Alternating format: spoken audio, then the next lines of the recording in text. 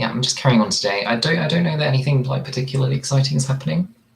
As a recap, yesterday we basically set up the world of the game, and in the first kind of like NPC logic where you collect your starter function, and then the guy's I think it's Andrew G's dialogue changes. So the next thing we need to do is set up the first battle. But what I'm actually going to do is set up an inventory so you can read what function you've unlocked as well. Just because that's going to be useful for like checking the logic of whether the battle works. Like I won't have to go into the code and like check it every time. So we are going to start off with something very boring, which is the setting up of this kind of UI element to tell us what functions we've unlocked. Cool. So here we go. Here it is. Tick and tick. Doesn't seem to be doing anything. We have got the message bar here, which I think, but also and we've got the dialogue controller, which we are actually using, which is this one. I think if I uncheck this, yeah, that's the dialogue controller. And you see it actually does have a, so we'll probably have to write a script for this.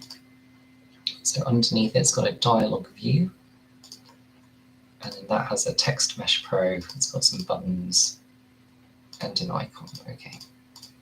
So I will just start by taking a look at this dialogue controller and editing that script, which I'm sorry you can't see the top menus. Cool. So here is my dialogue controller. Big thing, and this just means first starts. This is something that will get called, for example. One of these, but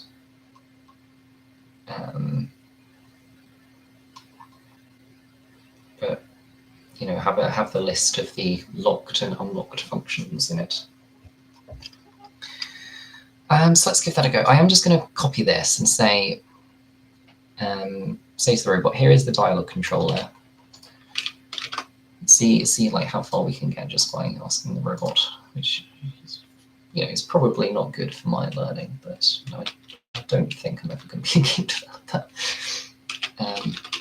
Right, this is the dialogue controller for a dialogue UI. For a sample dialogue UI I'm working with. I want to make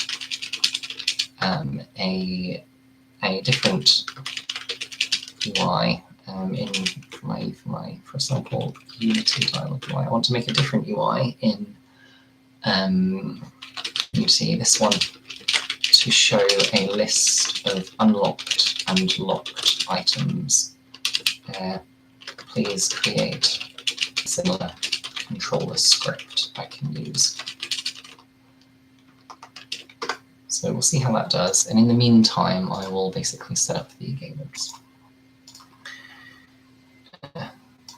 which like this one for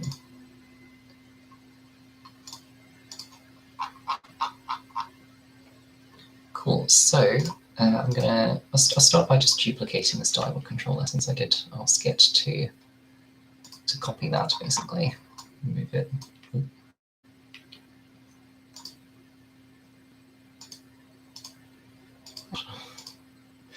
I'll move this somewhere else, no? Okay, I don't know. Can I not just like change this to be -10? It must be that the underlying element of this one, needs to be the one that's moved, although I don't understand why that would be. Why it wouldn't like be attached to the parent. So I'll put it there, and then I will just move this bit as well, which, oh, it did actually move with it, so that's nice. It's going to be my, I have no idea where I just typed that, so hit undo. It's going to be my inventory control. My inventory view.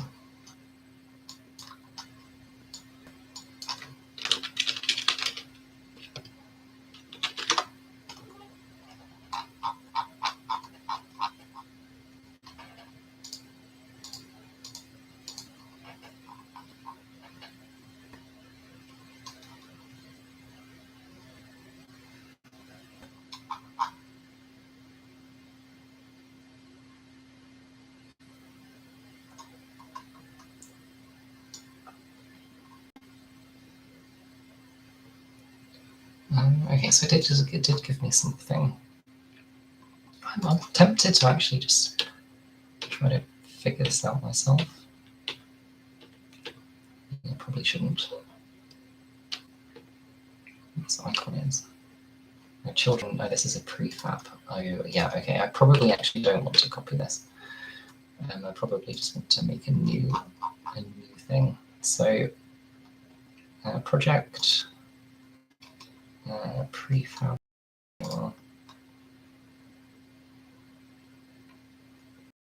Here's my title controller prefab.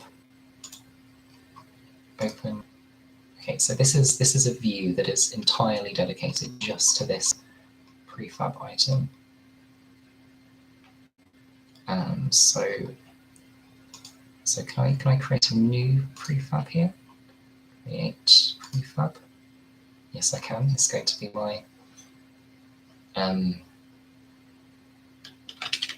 inventory controller.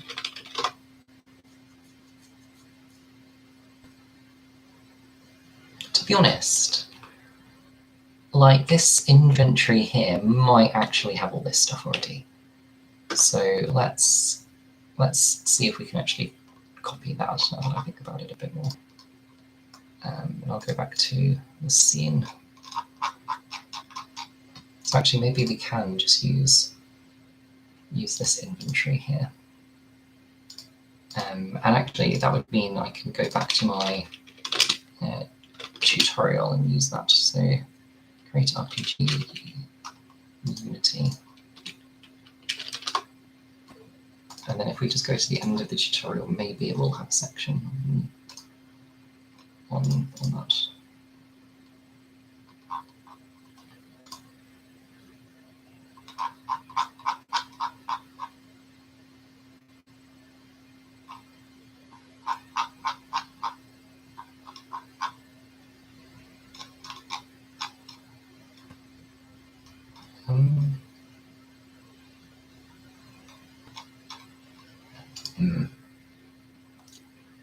Let's have a look at the inventory controller.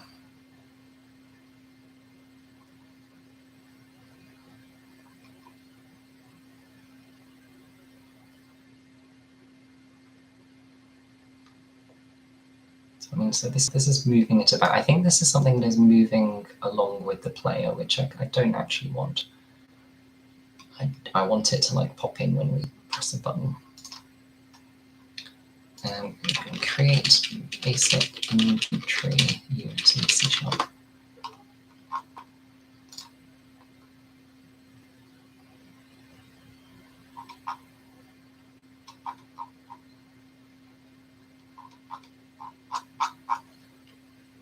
This is useless. Everyone's trying to teach stuff in videos. I don't want to read. I'm filming a video. I don't want to watch a video. And they're getting into far too much complicated stuff. It's just for strings. It's just for strings.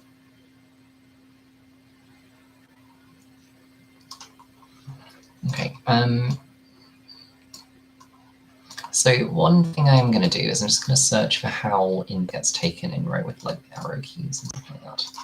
So if I just search for arrow, I didn't find anything. If I search for space, right, I can't search for space. What if I search for dot space? It doesn't find anything. See if we can work. Oh right, this is actually not. This is the Excel dynamic case solution. It's not the solution for the RPG project. I mean, I've been going for 11 minutes now, and I've not said a single like interesting thing.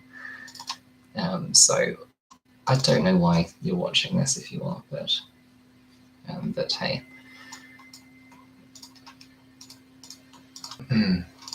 Right, so here's our actual Unity project. Let's search here for arrow, for example. Yeah. So here's the input controller. Yeah, this is what we want to see.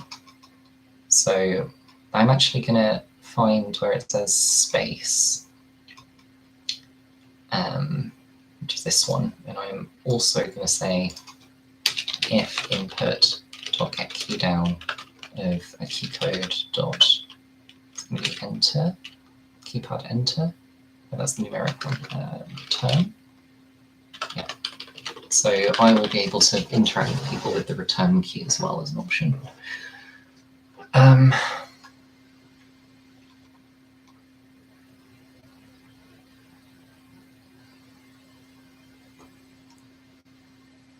Okay, so this is controlling whether this is adjusting the character control or the dialogue control. So I think I want to add a third one here, which is going to be the there's a pause as well, which is the inventory control. This will just change how the keys work when the inventory is open. State.inventory control. And inventory control. Right.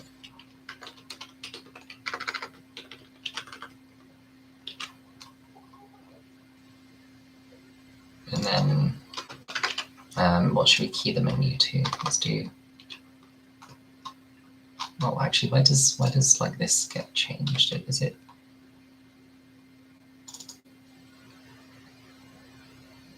Right, it's in the dialogue controller.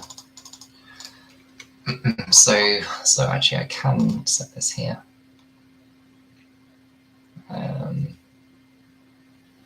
So if input dot get key down keycode dot m, then basically open the inventory. So model, this is model.input. We actually just want to do change state, state dot inventory control. I'll do the same in this one.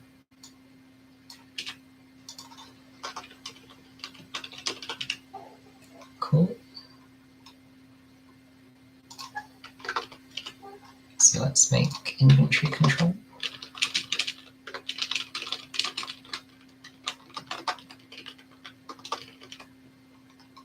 And I think we better copy this one here.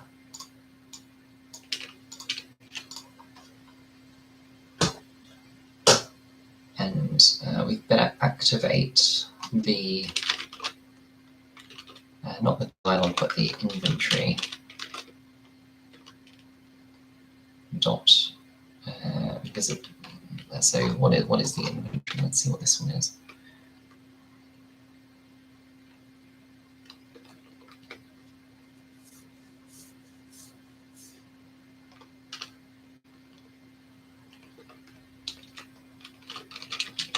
Inventory controller.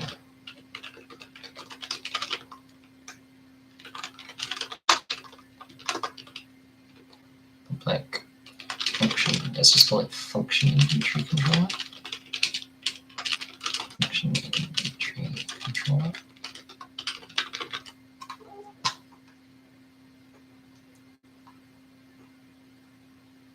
Don't need any of this because we're just going to load the functions in from, from the thingamabob, from the save data thing that we made before.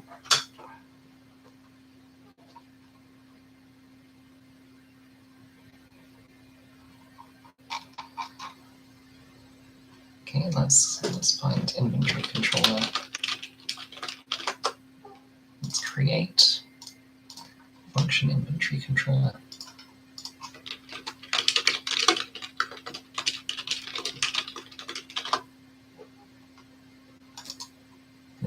public class imperative mono behavior.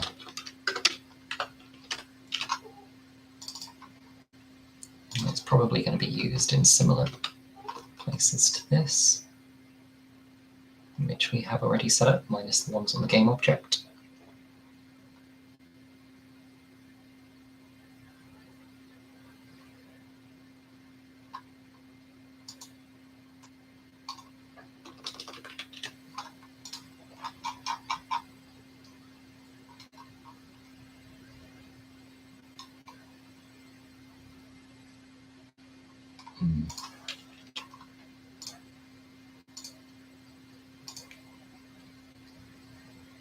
So I think actually we want to compare it most to the dialogue controller. Can't find dialogue. Oh, because I put UE on the end.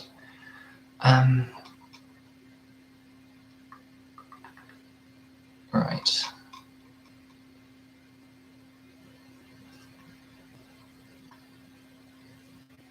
So this is going to need a public function inventory layout.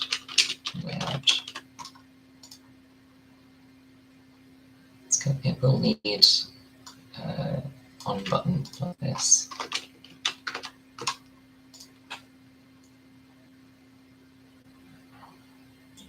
It'll probably need these.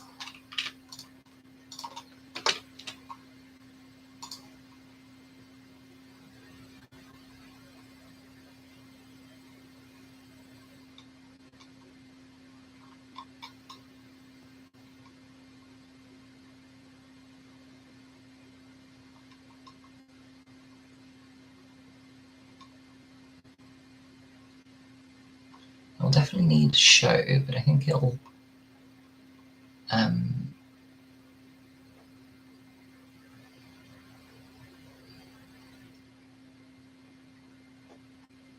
think it will only need this version of show because we're not passing in different numbers of dialog options. And then that uses this set position thing here, which we will edit because this is going to make it appear in a funny place.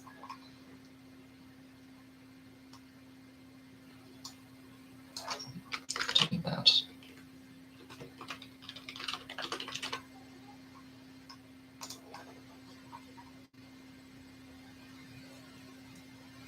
And then I guess it will need hide.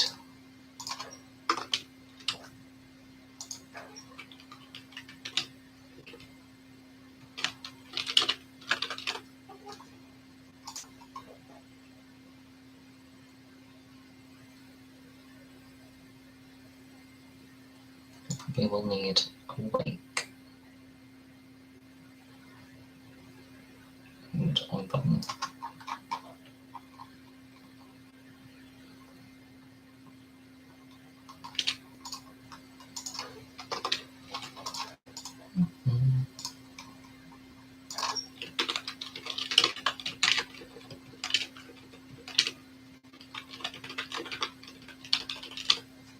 Okay, and then let's make our function inventory layout.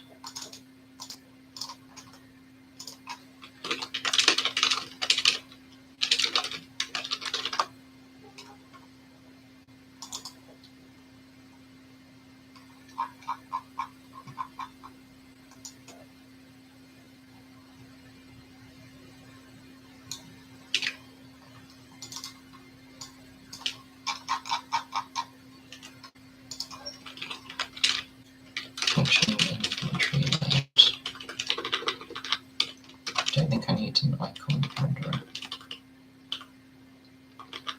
One sprite button, which will be the close button.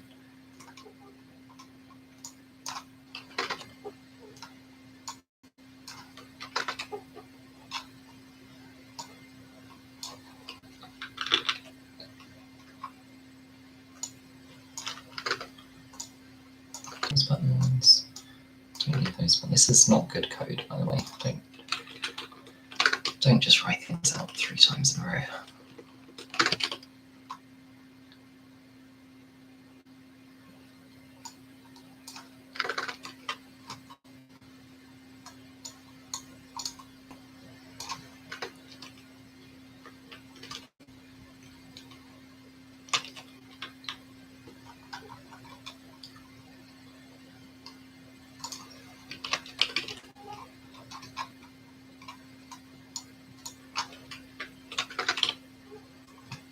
Okay, so that's our function inventory layout.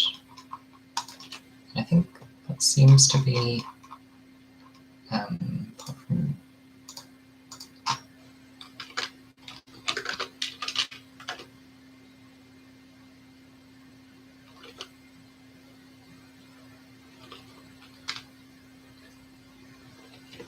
alright, so make sure this can see that function inventory controller. And function inventory to controller dot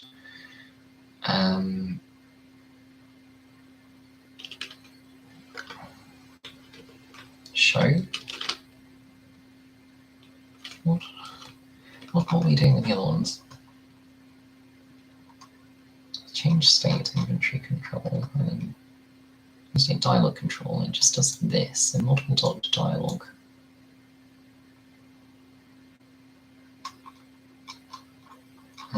Let's see what's the thing that actually changes this state.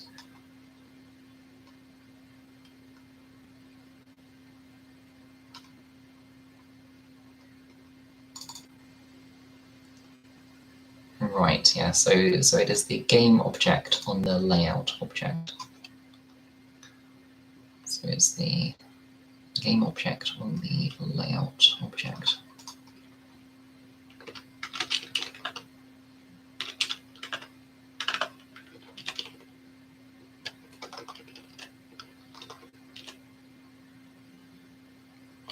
Actually, let's just not have any buttons at all on this. Let's just like use escape to enter.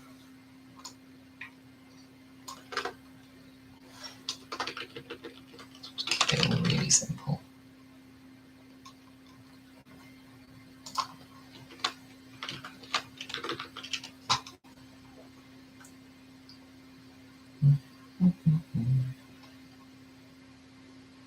Nothing is calling this show thing. What is calling the show thing on the dialog controller?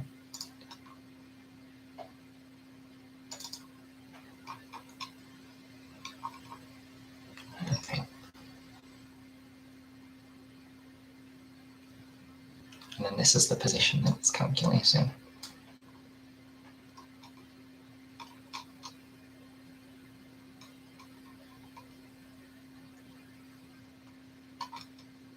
I guess this game object here is the player character somehow.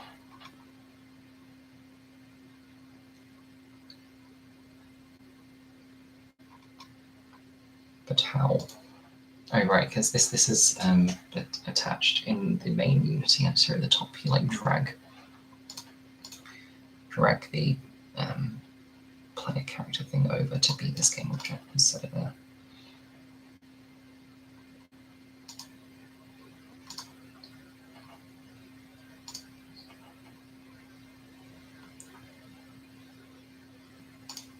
Okay, so I think what I want to do therefore, let's come into this input controller, just have game object player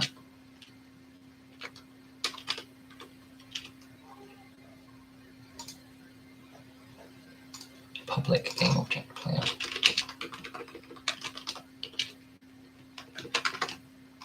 And then down here we can go, oh no, actually we have model.player we can use, so we don't actually need to do that.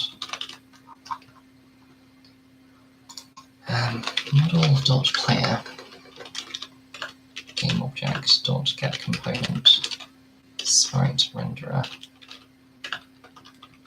dot position. What was it doing?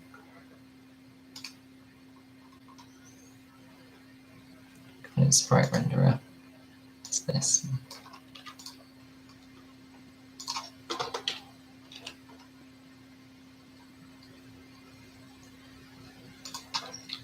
Sprite renderer is that. And then what is this position object?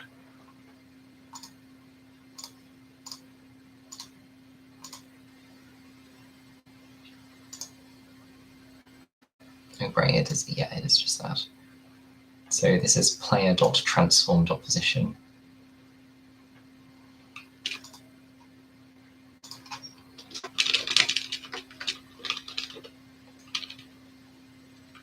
model.player, taking object position, transform position. We don't need that. There we go.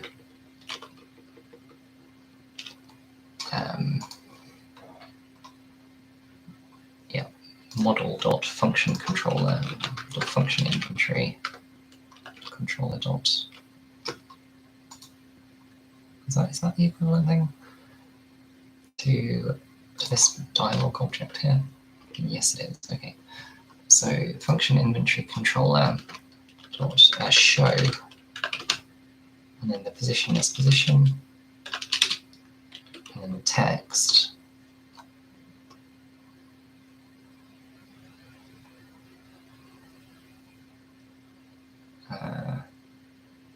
Text is on the layout object.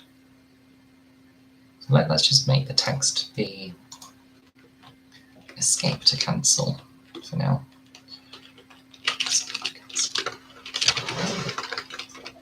Okay.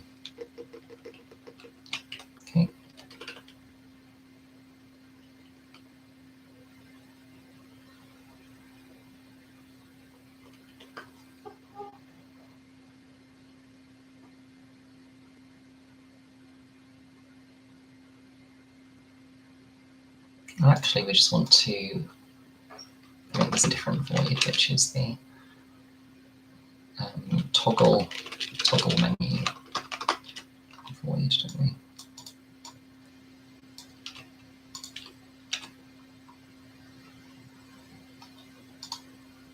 And then we can put toggle menu here and here.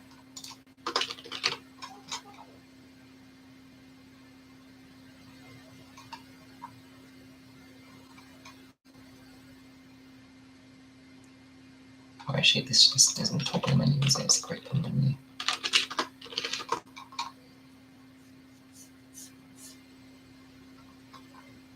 Okay, so we are then showing this and setting some text on it, but we haven't actually set up what that is yet.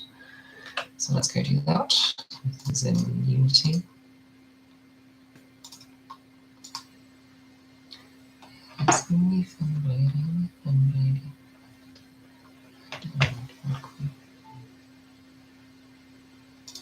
So let's go to Unity that's loaded, and then we're going to create a new. I don't see us making another scene, to be honest, so I don't know that there's any advantage to having a prefab for this. Let's go with a prefab anyway. So let's have dialog controller and just copy that, or just duplicate that.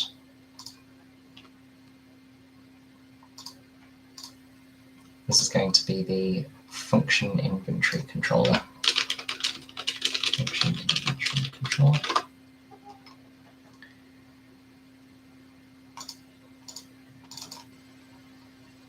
And why does it not look like this one? I don't know. Let's add a component which is going to be the function inventory controller.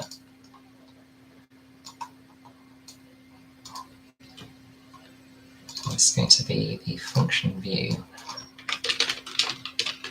I've actually got rid of all these three buttons. I don't need them.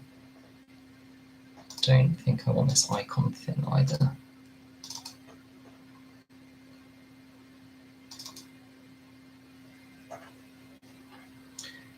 I do actually want, I don't want escape to cancel, I just want them to cancel probably.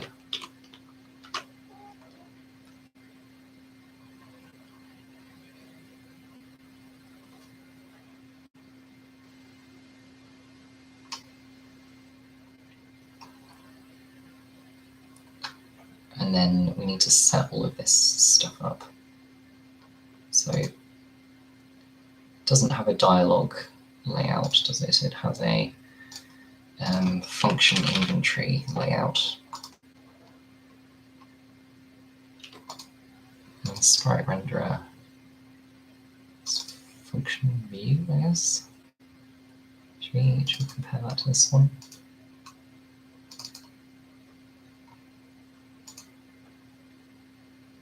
Yeah, it's the dialog view, so that seems correct.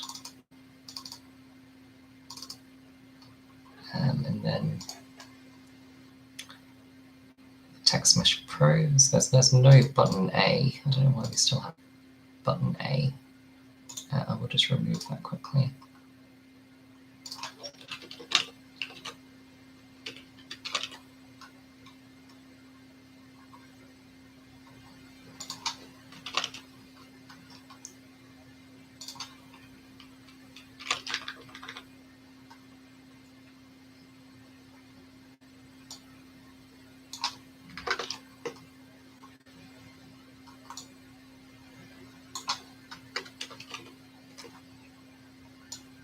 Sorry, I'm just deleting stuff related to the buttons here.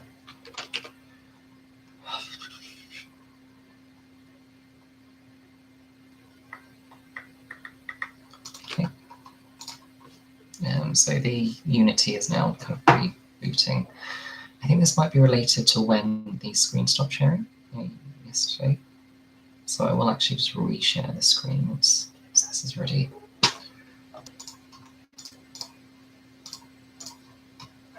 Just now. No, it's not. It's disappearing. Okay, it is now. All right, what have we got? So the Text Mesh Pro is going to be this Text Mesh Pro here. And then this, so just to start with, and cancel.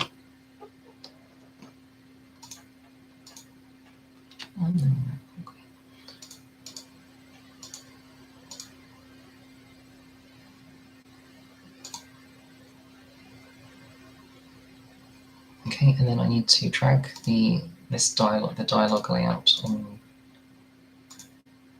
Oh no, this dialog controller should not be here.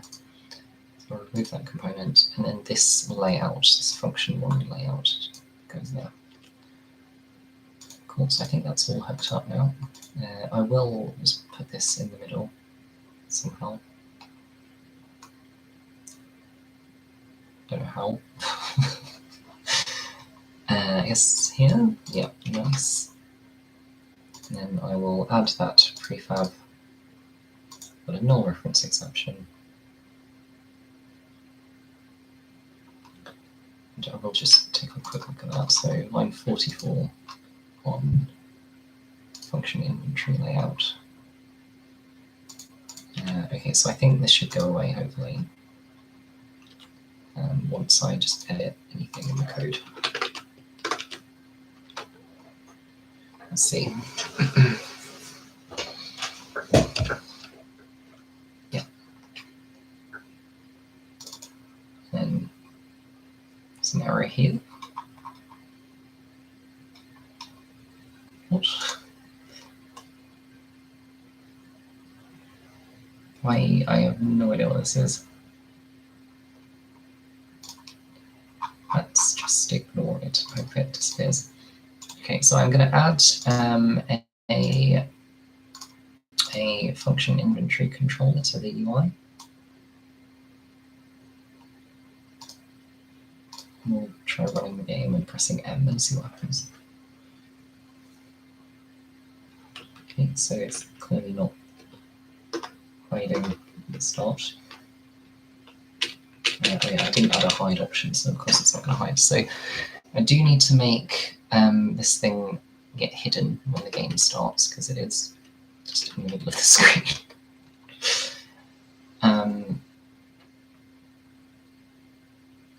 Okay, let's do that. So how does the dialog controller get hidden when the game starts?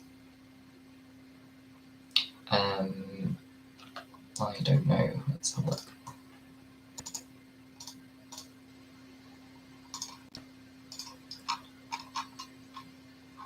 There's the start event on here that hides it. Awake, set active, false. Yes, there is. Okay, let's do that. So awake, layout.gameObjects, set object, set active, false.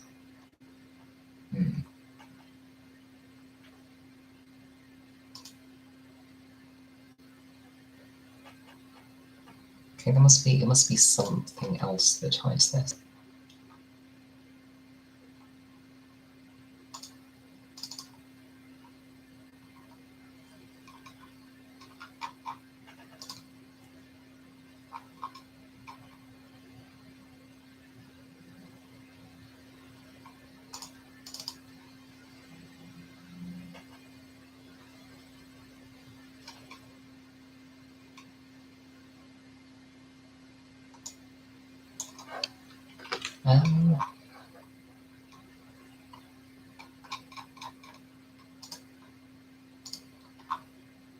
What if I just, on awake, hit this?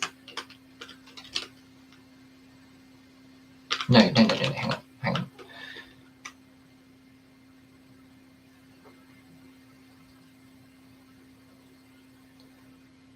Okay, no, actually, let us actually do that. So hide. And that is just calling exactly the same code. Object dot select false.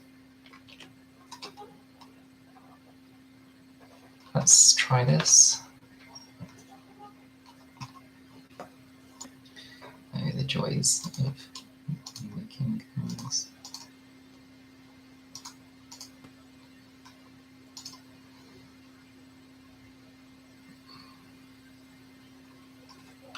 No, it is very much. It's very much still here. But like what? Just hide all the UI. Like where is this? It's on the UI camera. Okay, of course it's on the UI camera. That's actually fine. Like that's the camera we told it to be on. Okay, so let's leave that on. Let's just hide everything else. So it's not in world. It's not in UI. It's not in character. Is it in this one? No. No. No. No. No. No. No. No. Fine. Toggle active state.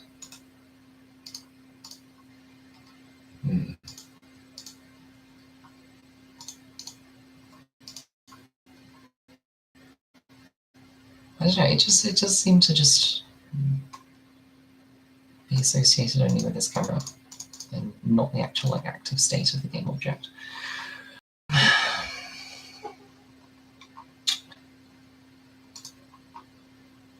Let's have a look at the universal additional camera data script. Let's see if it's supposed to do this.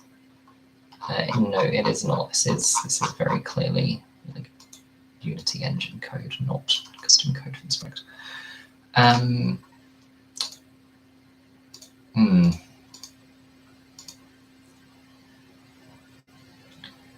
What are we going to do then?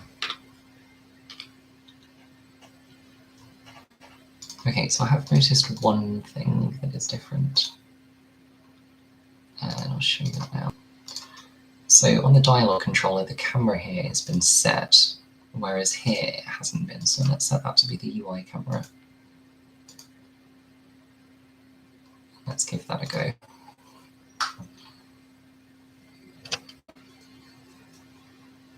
Nope. Actually, this code is clearly wrong. That sets the game object to not show as well. So I'll just change that quickly.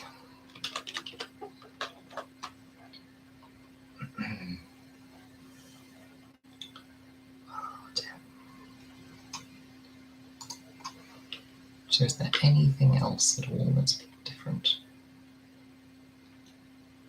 Let's compare our dialog controller to the function tree controller. Here's the code, here's the function inventory controller, here is the dialog controller.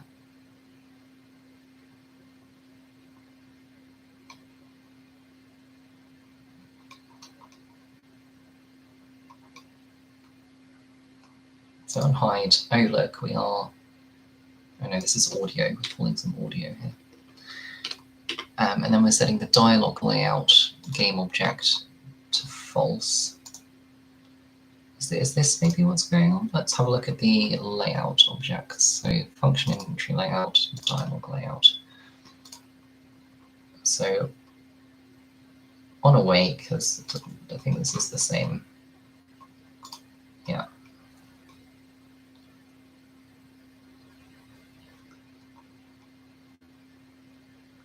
Update.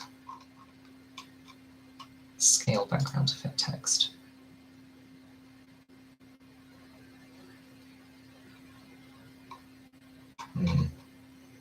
I don't see it.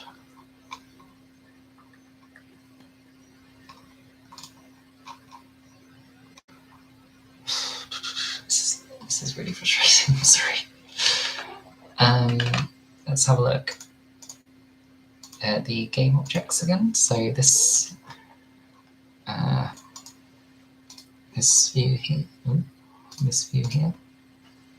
So here's the dialog view. Here is the function view. So the sprite is dialog bar. So this does actually have a sprite on it. And I think it's possibly that sprite that isn't getting hidden. Because everything else does look right, and it does, like, that is exactly the shape of the thing that's not getting hidden. I will actually just move this though. Can't move it. Can I move this? Yes, I can. Okay. Yeah, because the text is not getting rendered, is it? Yeah, the text is not getting rendered. It is just the sprite on this view here. So let's compare that in the code. And the view here has this is the layout script. The sprite renderer is function view.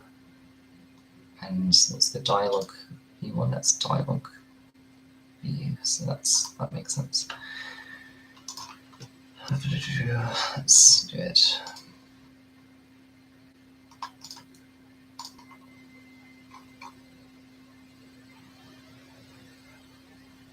Okay, so here is dialog layout.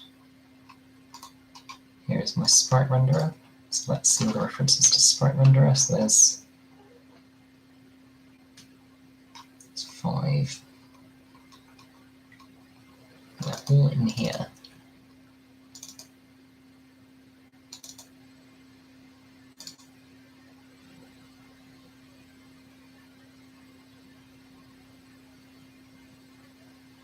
Is it possibly this one that's not getting set?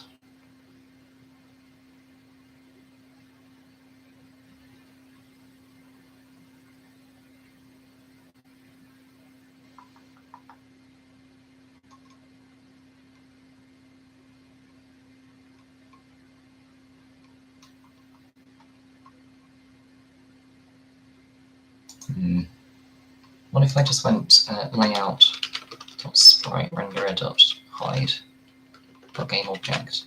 That's that active false here as well. See if that works. Oops. That's not actually how I want to start the game on here.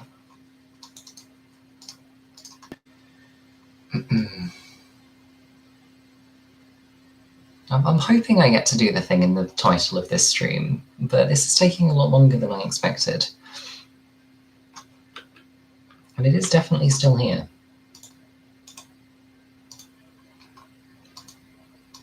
Oh, it's a different one. What the heck is this?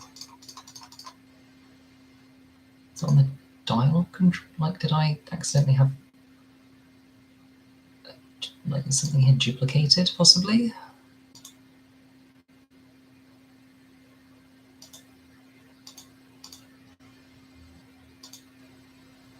Okay, I'm going to go look in the Git changes because I've added something that clearly is not meant to be there.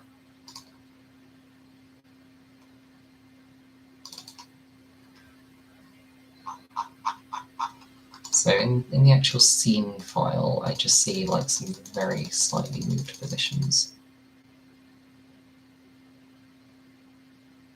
And I actually see something on the inventory. So let's go look at inventory. Inventory controller. Did I change something about the inventory controller possibly?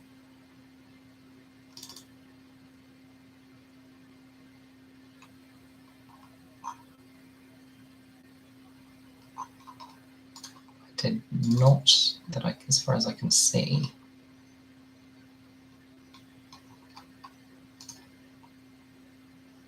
I've only added the new stuff and the Unity project scene changes. So I am just going to reset the scene. So I'm going to click this, and the UI element I added is going to magically disappear. We'll see if that makes it go away. It does not.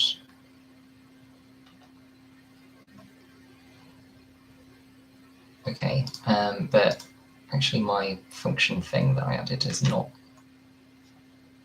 here anymore, so it must be that I've changed something else.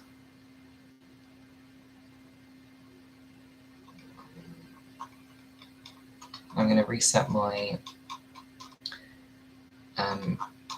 game model.cs changes.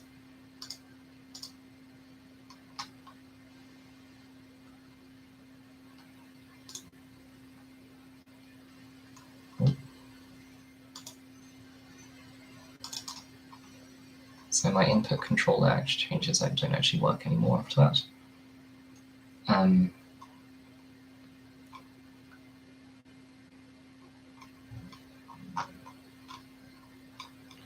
So let's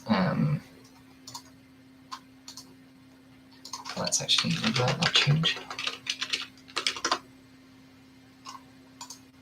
Game model. So model dot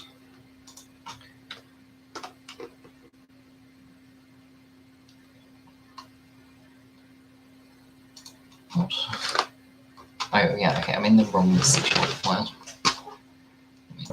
I'll show you what I'm doing as well.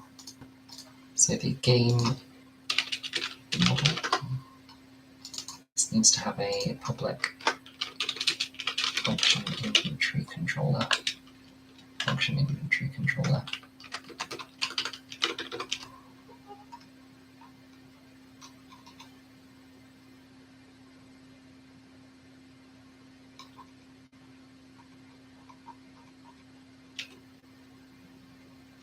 I didn't actually drag that over now that I think about it.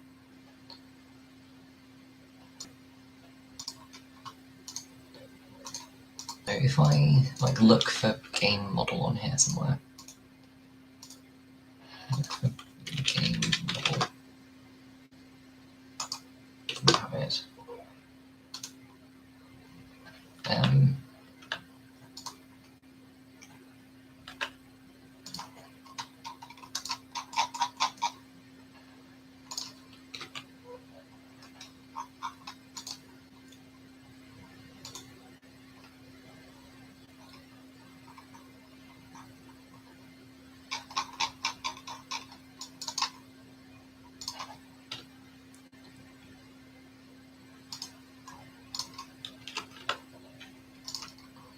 Let's just try to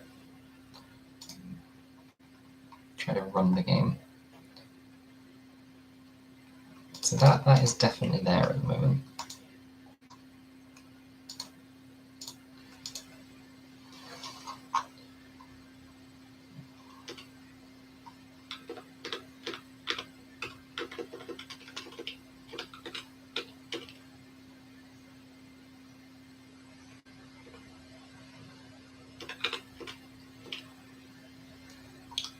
Here is the game controller, here is the game model, and the function inventory controller is not assigned here. So I will actually assign that.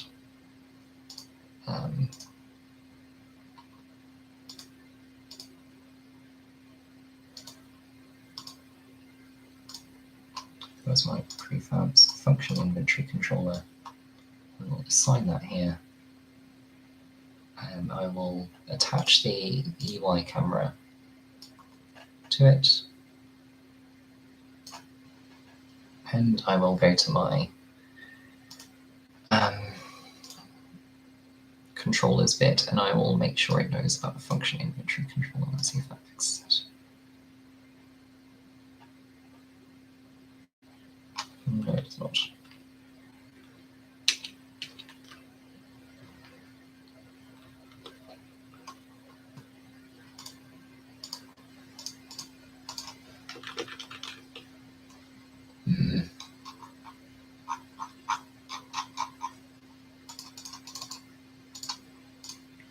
Can I click on it here? Will it tell me what it is?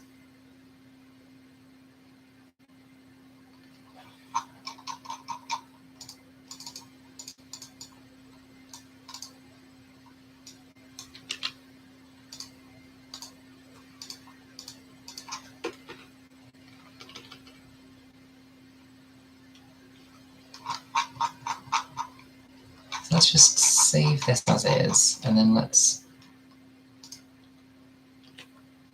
just like delete stuff. So let's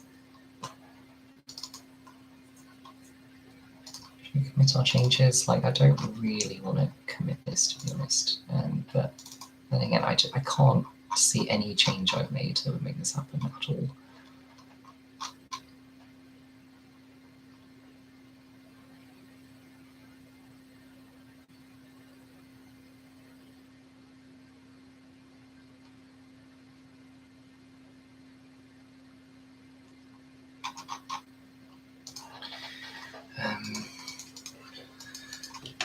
Add function inventory.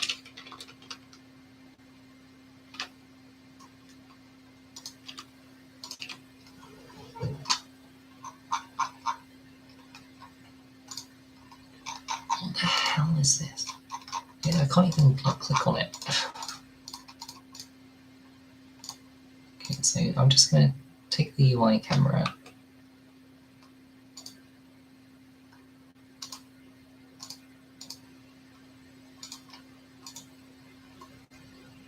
UI camera does see it.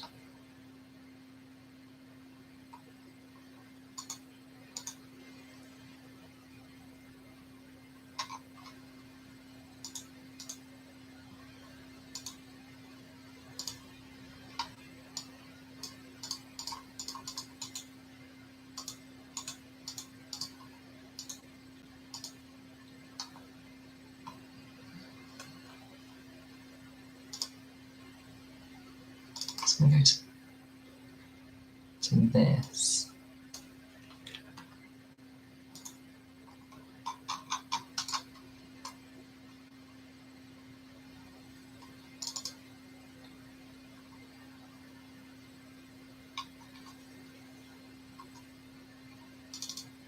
Should we go to the camera controller possibly? No, not that.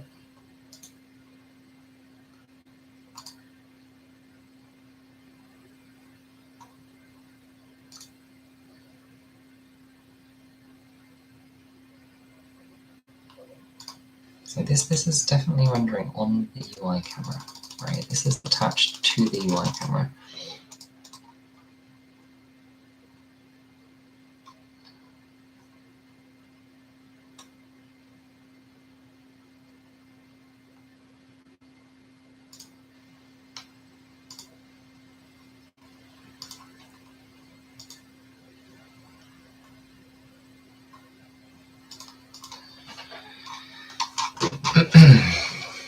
I'm going to ask the robot. My UI camera is seeing a sprite renderer. My Unity UI camera is seeing sprite renderer that I don't remember adding to the scene. It might potentially be associated with a prefab added, but I can't see it in the screen, in the scene at all, in the scene explorer at all. What is going on?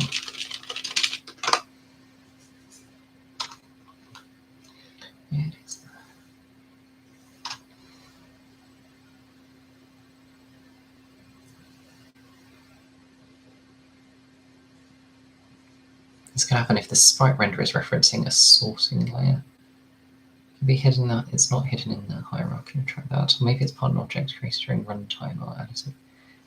To be a UI specific object like a prefab or part of a camera setup.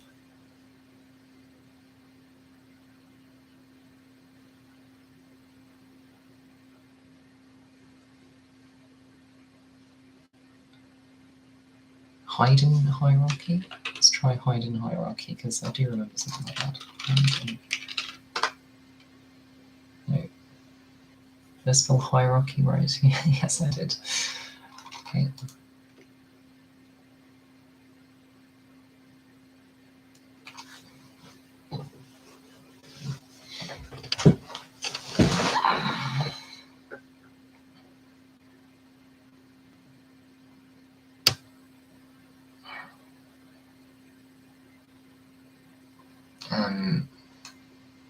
We're going to look at the commits that I made again, because like ordinarily you'd just be able to see all your changes in the commits, which I think is modifying the input controller in a way that there's absolutely no way it would be triggered.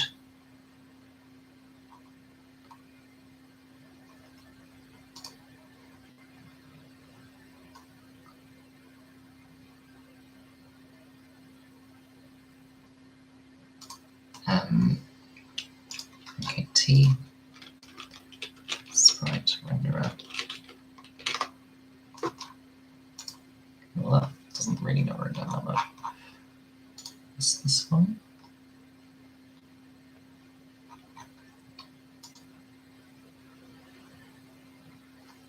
Probably come up with T sprite renderer.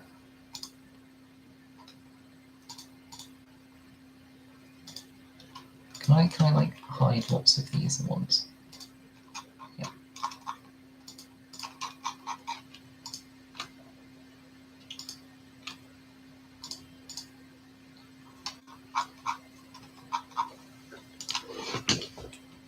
I have hidden all sprite renderers, but the thing still exists. It moves with the UI camera and is hidden when I uncheck it. What is it?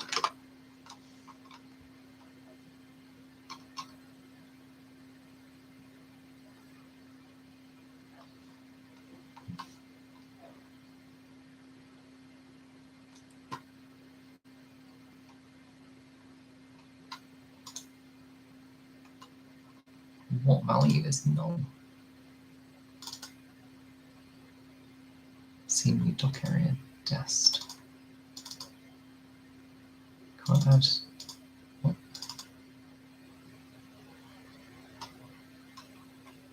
What is going on? I'm tempted to just like reset the whole thing, to be honest, to the previous commit.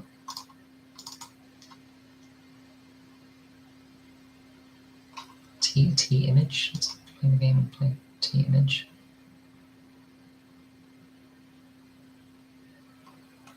Check index 0 is null.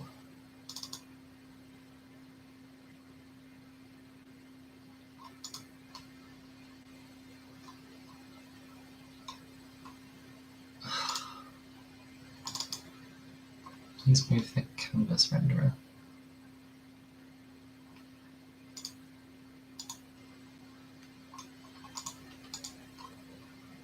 This one.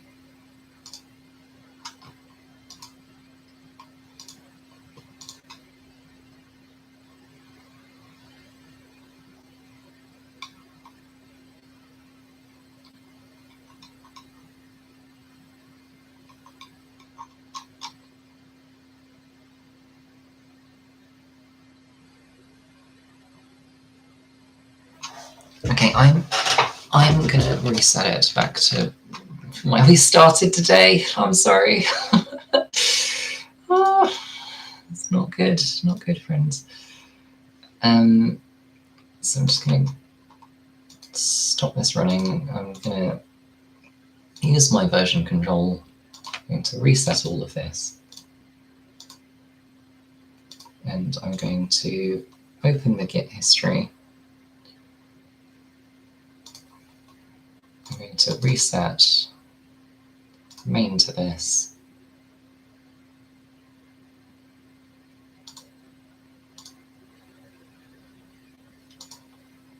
And then how can I reset origin main?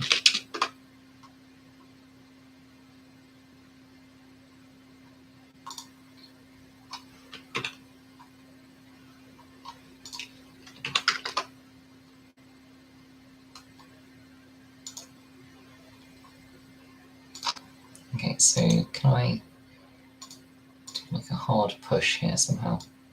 Force.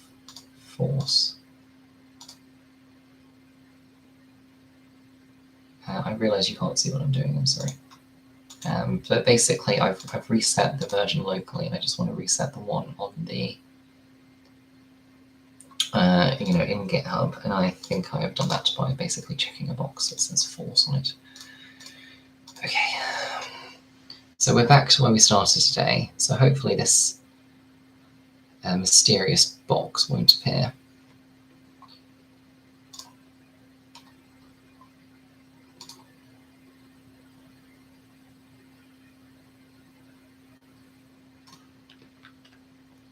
But it has appeared. Okay, so I'm going to close Unity entirely, and I'm just going to reset that again, because I think it must be that changes to the scene that I decided to keep were including the issue. Right. Okay, let's open Unity up and open Git. Like when we started today, I'm not crazy, when we started today, that thing wasn't there. Like if all I had to do was reset the app and restart it this whole time, that would be so annoying. So I'm just restarting that up now.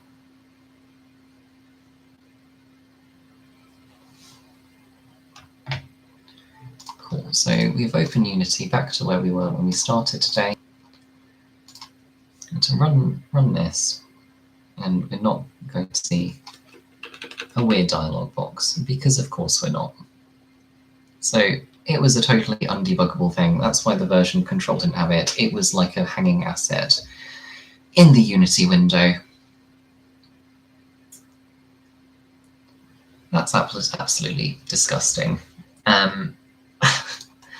Okay, well at least we have some idea what we're going to do here. So I'm going to go to the project prefabs, and I'm going to take the dialog controller and I'm going to copy it. And then I'm going to rename it to be the function inventory controller. Then I'm going to open it up. And I'm going to remember that there's a dialog controller. There is a dialog view. And that's kind of it, I think. So we need a function inventory controller, and we need a function inventory view in the code. So I'm going to go make those, remake those. So, that's so annoying. I'm not used to working with this sort of thing where there can be hanging instances in the bloody GUI. Right, so function inventory controller does already exist. What?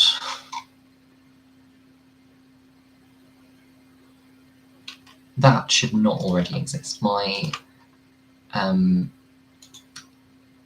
git reset should have removed that.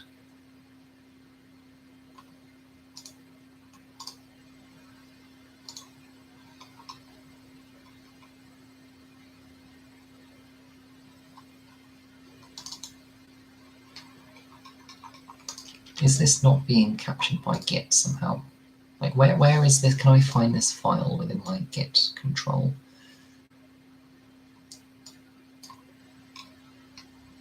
RPG template. Assets. Scripts is part of Create Git RPG. Scripts. Then It is in UI, it's function inventory layout.cs. So this, again, you can't see this, but it is within the Excel dynamic case workbook.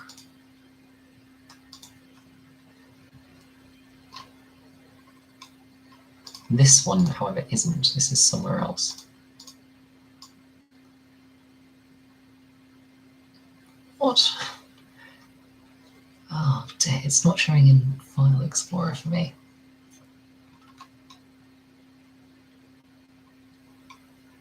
Like, literally, it's not showing in File Explorer.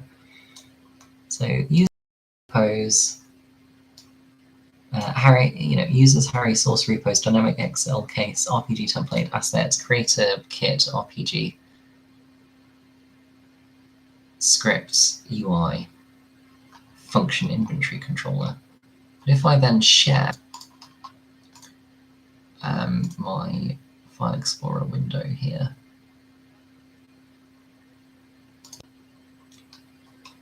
and you can see there is no function inventory controller in that same location.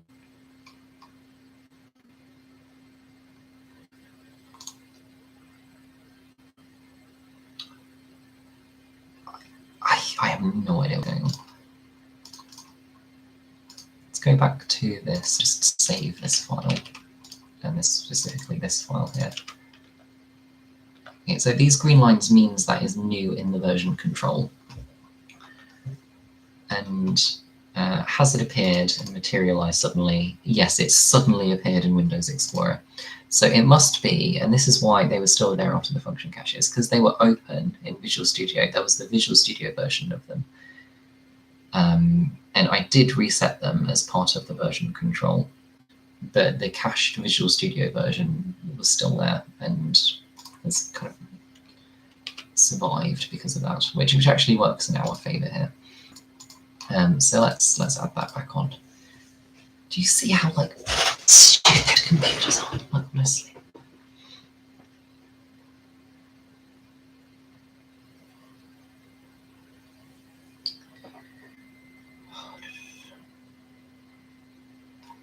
Rule number 1 is that you gotta have fun. So, so while we're still having fun, let's enjoy. So we've got that. We come here, we add our function inventory layout. We add our sprite renderer, which is the same thing, which actually I do want to rename. I don't know whether this dynamically will rename over here, but this is going to be function inventory view. And it did dynamically rename, so that's excellent. Then we kill this one because we don't want it. We put this text mesh pro thing here. And then we kill these buttons and the icon option. And then I did want to change this conversation text, to say M to hide. And I made it centered like that. That's the function inventory view attached. It's not ticked. I will check on the dialog controller prefab and it should be ticked. So dialog layout is ticked here, but the function inventory layout is not ticked here, so I will actually tick that. And then I will hook up the function inventory view here to this layout piece, because that's the one that owns the layout. Okay, then we go back to the scene. We go to the UI, we add the new prefab, which is this one here. Please don't do it to me again. And then we add the UI camera to here.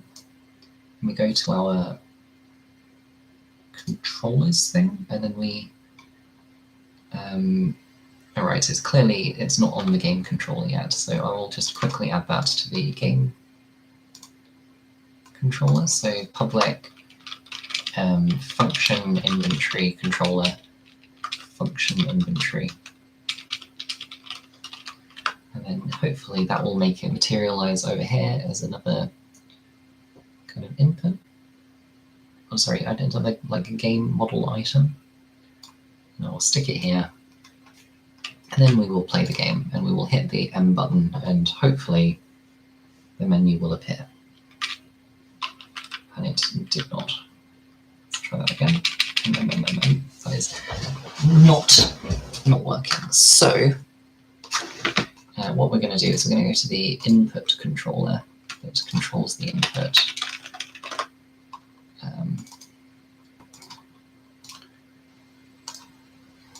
And we're just going to go. Oh, so the reason it's not happening is because I've reset this as part of the, the code reset stuff. So I have to write this stuff out again. So let's do that. So void function inventory control. Right, and then we need a new state here, which is going to be the function inventory control.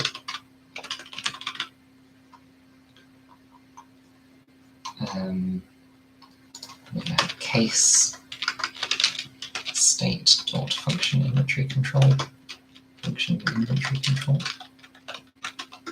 Like, and then if input dot key get key code dot m.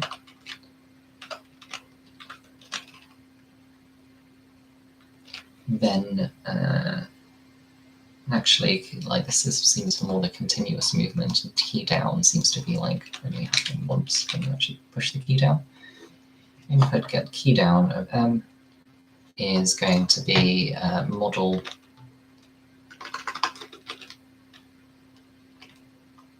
dot function inventory dot show.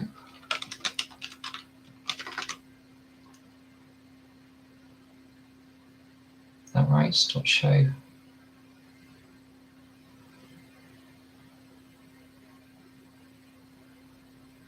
A show of model dot player dot game object dot transform dot position. And the text is going to be m to close. So m to close. And then that's going to be the same. Well, this is going to be here. And then this is going to be here as well, because you can actually. No, actually, let's not let them open the menu while in dialogue. Okay.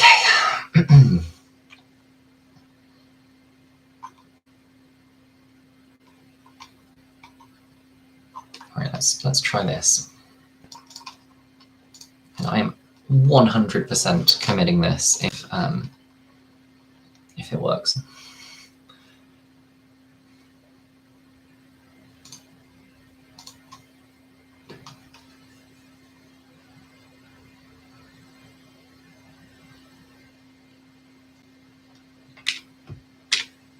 Okay, excellent.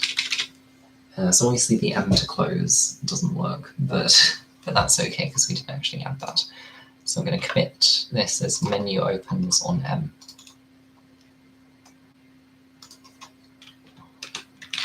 Menu opens on M key.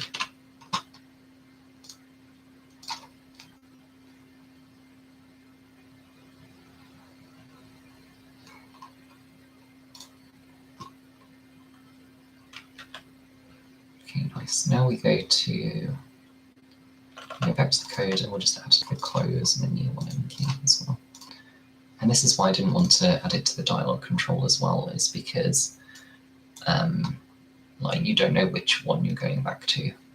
Like if you could be coming from either, you'd have to like save it and load it. So if input get key down model dot function inventory dot hide, and then I'm going to change the state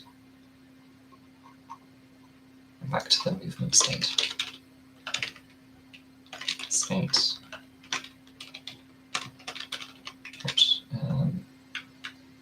character control.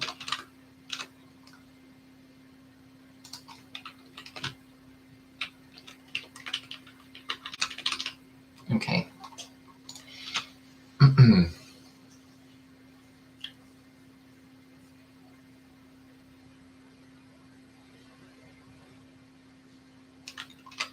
So we are very nearly there. So now I'm going to go to my RPG data here.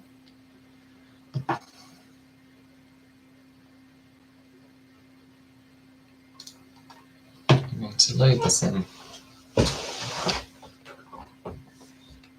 And I'm moving about. And to close still doesn't work. Let's try. Let's see if we can work out why.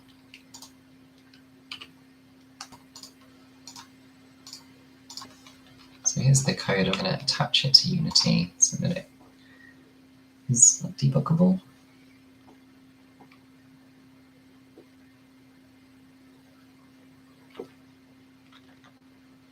And then I will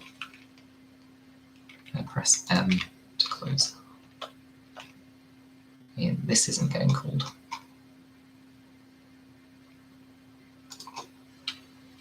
That's not getting called. That's getting called. So we're in the dialog control state. Oh, right, okay. So when I am showing this, I'm not actually remembering to change the state.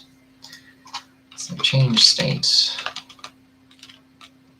input dot, not input, but state dot function inventory control. It's funny that we're still in the dialog control state though.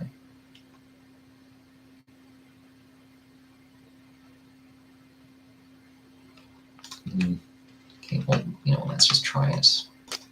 Maybe I was in the dialog control state when I pressed M before. Okay, so let's run this thing.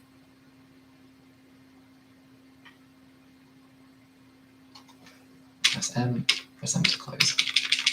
Excellent, and then go over here, talk to Jack, press M, nothing happens, but I can go through the dialogue and then it bugs again. Okay, excellent.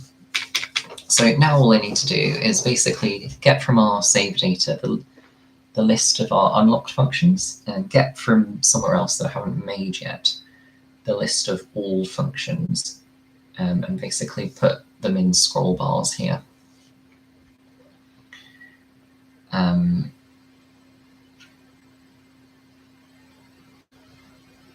Yeah, let's do it. And then we can actually hook up the game and follow the actual thing that I said that this would be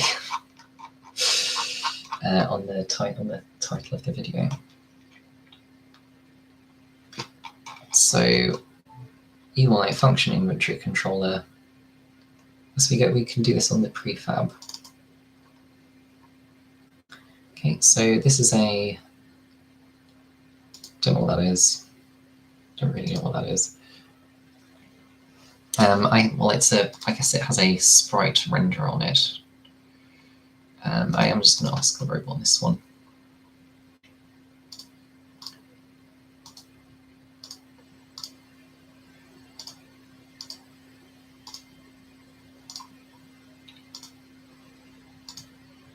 So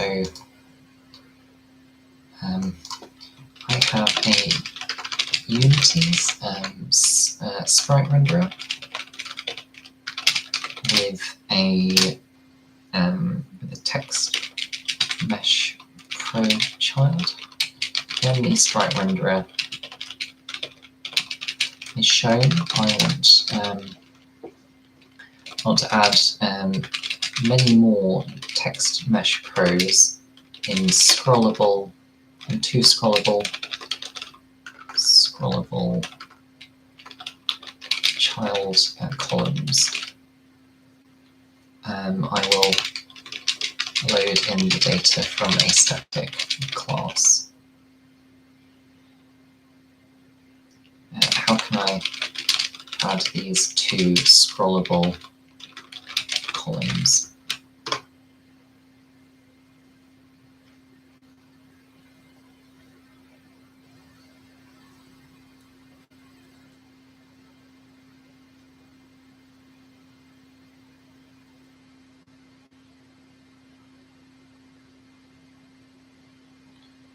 So I'll just wait for that to give me a nice response. So he's basically saying it wants to add a canvas here, and then it'll have like scrolling elements on it, and then we can just like write all of the functions out in that. Okay, so put the text into canvas, not the sprite renderer. Okay, so I guess I add a canvas to this. Don't really know where the canvas is, to be honest. But hey ho. UI canvas, there it is. Cool, so here's my canvas. I probably should move the canvas. What the hell? How big is this canvas? It looks like a very big canvas.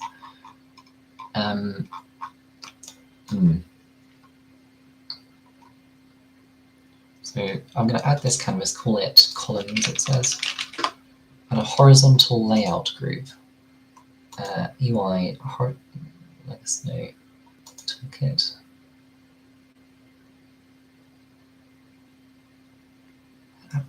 Maybe it's here, horizontal, okay, yeah, horizontal layout group.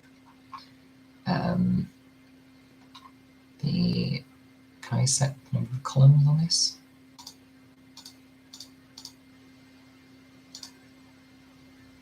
I guess not.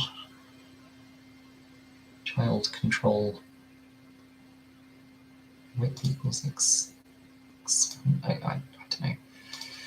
Let's just take that and move on. And then create some scroll views within these columns. So actually this one is going to live there. Oh, sorry, this one is going to live. No.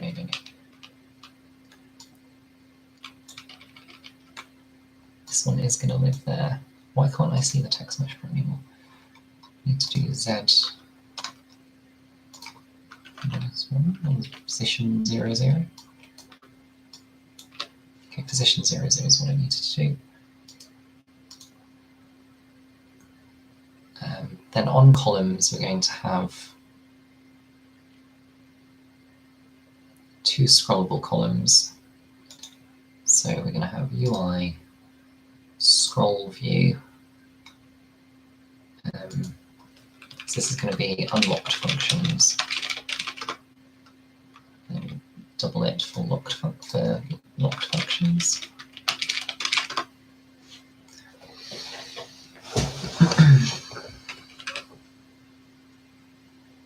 Remove the horizontal scroll bar from both. Yeah, okay.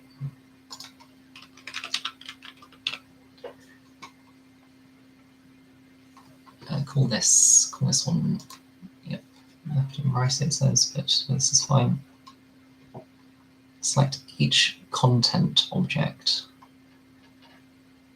I don't know what that is. Oh, dearie me. Select each content object. And vertical layout group. I guess that would be these then. So vertical layout group. And I want a vertical layout group in this one.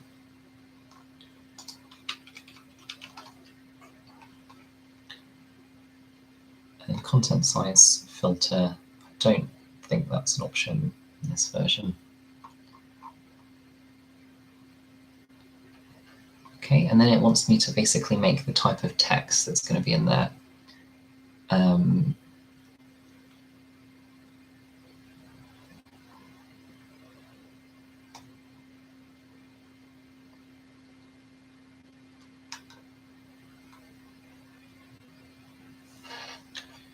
So what does it want me to do? It wants me to go to create UI. Don't see UI. My toolkit.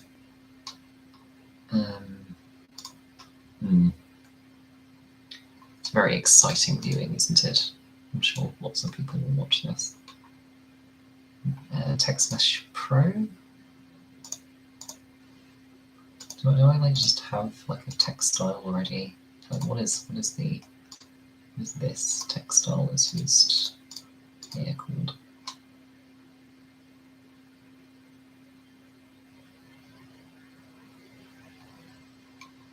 No, it is just set up on the game object.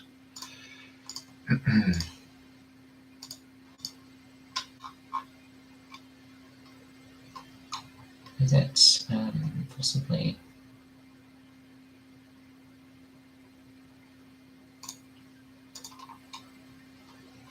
Like whatever it is, it's going to be in here, right? Animations, animated sprites, UI sprites possibly. No. Tile map pipes. Something going to be in there. Audio, no. Cutscenes. We can add cutscenes. That's cool. Editor, gameplay, prefabs, decorations, environment, materials, persistence, prefabs. Don't see a text one in there. Team scripts. Settings, shaders, notes. So I don't actually think that we have this. We are going to have to make a prefab for text. Should be in here. Create.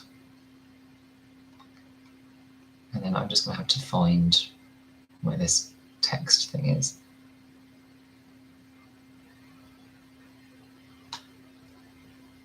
Oh, it was in front of my face the whole time.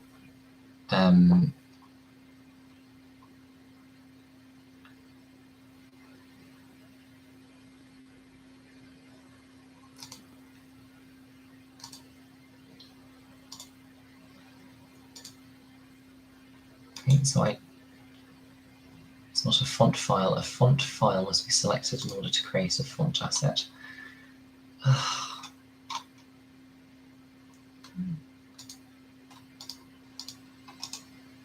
Create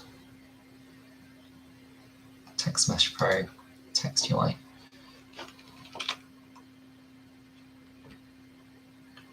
Create Text Mesh Pro. Okay. I don't see the Create UI Text Mesh Pro Text UI option.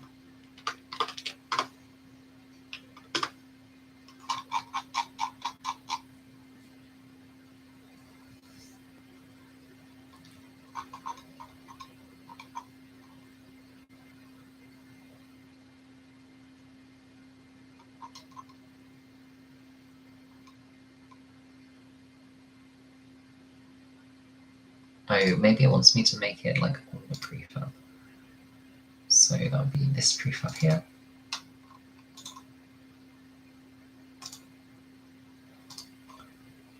Okay. So this is going to be my text styling that is going to be used. I don't know why it's all the way over there. Like, can we go to that? Font asset, I need to pick a font, I guess. Pick this font. Make it black. Okay, that will do. that will do. I'm absolutely sick of this. Okay. And then my function.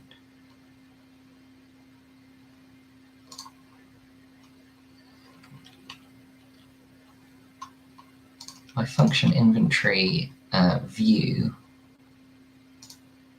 is going to own this columns object, because we're going to own these and I should set on here on this function inventory view script. I should basically have the ability to pick, to pick the text mesh pro. Text mesh pro tech. Item text mesh pro. Cool. So that is now going to have a new field here that says item text mesh pro, which I can then go over here and I can say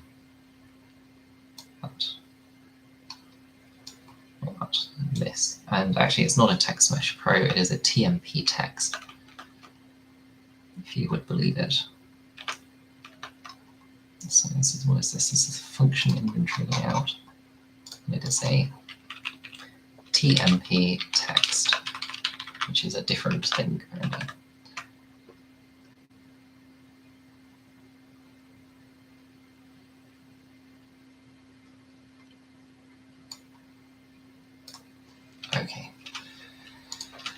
Okay, and now on my loader thing over here, when this loads in, so when this gets set, which does happen when this shows, I can go, and I did name them, so I can use those names, hopefully.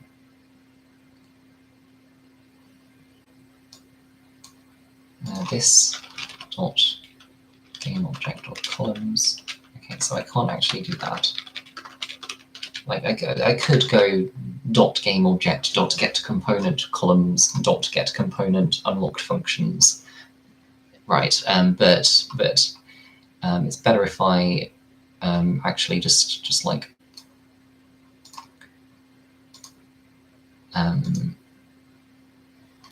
add the vertical layout groups. Oh no, not the vertical layout group, the scroll rects. Apparently you add stuff to this via the scroll rects here. So public scroll rect unlocked functions, public scroll rect unlocked functions. Okay. So when we set the text, we go this dot persistent. No, we go persistence dot save manager dot get. Load game data, and then it's out. We should always return true when we load the game data. Like, if we don't, let's just break the game, because I don't want to add if statements everywhere. This is my time was disappearing doing this. Save data. Save data. Okay, so we load that game data in, and we've got the save data. And then for each, in save data dot unlocked functions, for each string function, in save data dot unlocked functions,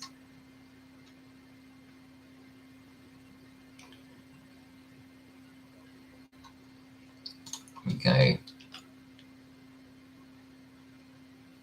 Oh, actually, we can just do the whole thing once. So fill. Oh no, hang on. So I've got a function here called fill. Hi fill. And this here is the item text mesh pro. So we are going fill the unlocked functions with our save data dot unlocked functions, starting at 0 and ending at mathf.seal, mathf.seal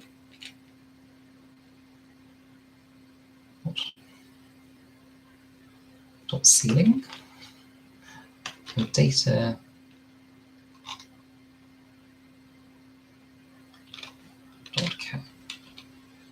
save data dot unlock functions dot count over 2f. Okay, whatever. Okay, I am just going to go list string unlocked functions for save data dot unlock functions like that. There we go, unlocked functions.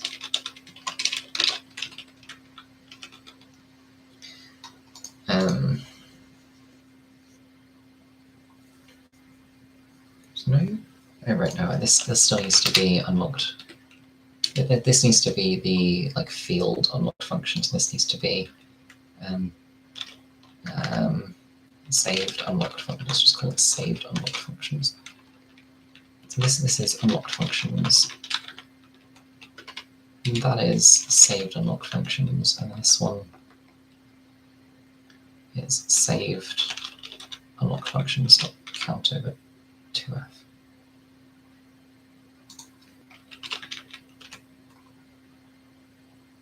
Fill takes in ints. Just go like int.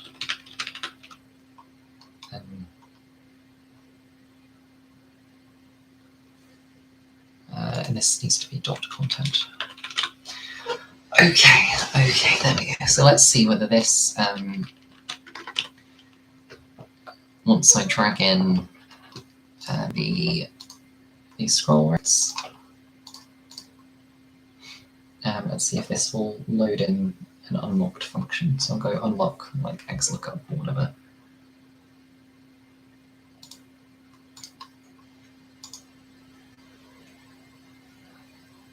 Okay, and my save manager is apparently broken, but let's try playing the game anyway and see what happens.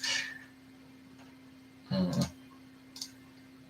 there's the option to share that thing. It's gone. There it is. It's disappeared. There it is. Okay, go.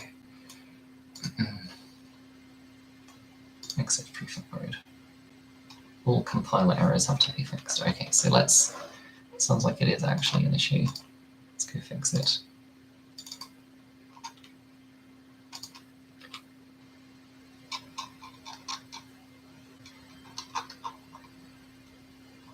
All right, so I did change this because I removed the like when this returns a ball basically. So I'm just going to go like that.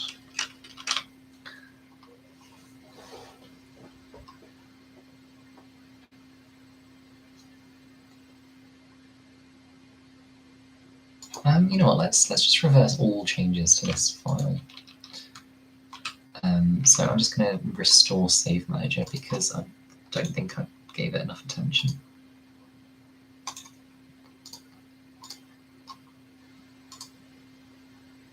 Okay, so what's going on here? So I just wanted to always return an object. So sorry, always to not return an object. So I think what we'll do is do that. And then we'll, instead of making this null, we will make it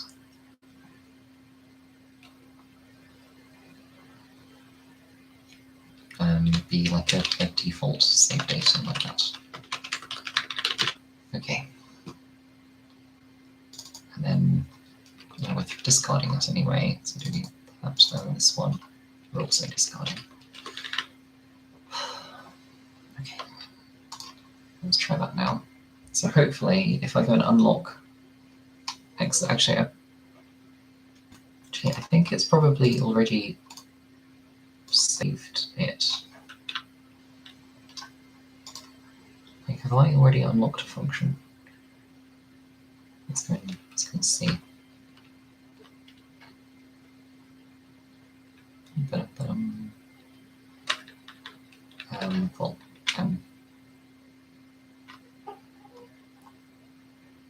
right. What in the heck? Right, console object not set to set text. Set text not set on function inventory layout CS40. So let's go set that. Function inventory layout CS40.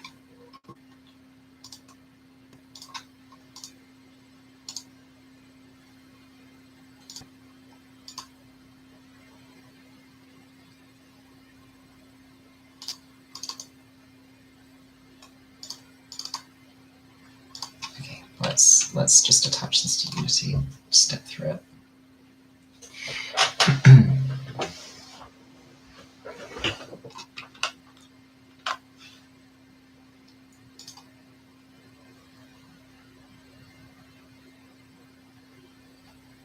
Okay, so I'm going to press M. We're going to go here. I'm going to set the game object to active. We're going to set the text. And that is what breaks.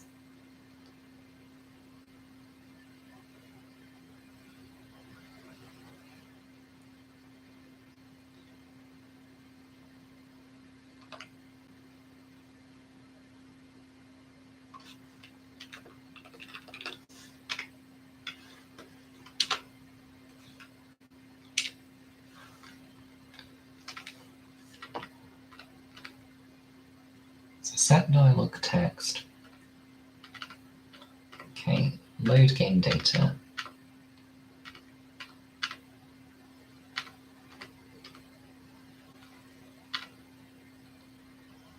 Okay, so we get our list of saved unlocked functions, which does actually include two functions, VLOOKUP and XLOOKUP. Oh no.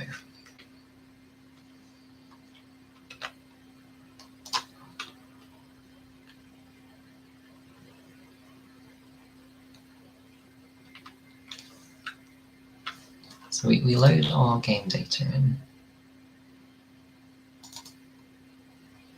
And we get to this fill thing here. So let's go from the fill thing.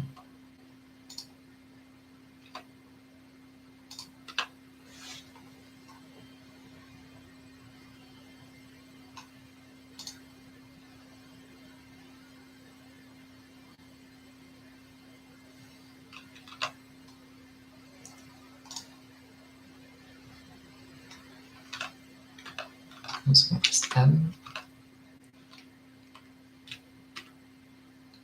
So we're here. Unlocked functions.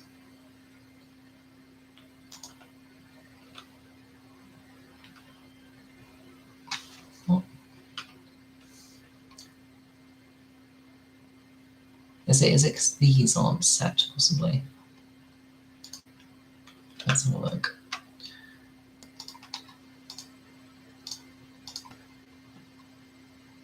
Function inventory can, oh right, yeah, I don't actually remember setting those, so let's go set them. This one, function inventory, yeah, it's because I forgot to set these. So there's my unlocked functions, there's my locked functions. Let's give that a go.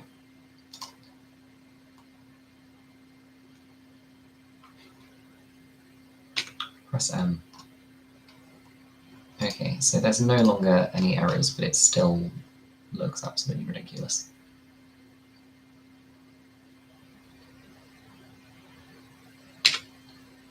And it doesn't actually, no, it does close on M if I've actually packaged. Okay, that's the thing.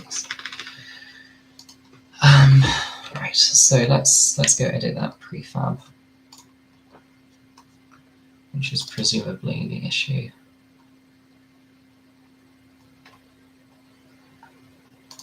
Okay, so let's go to here.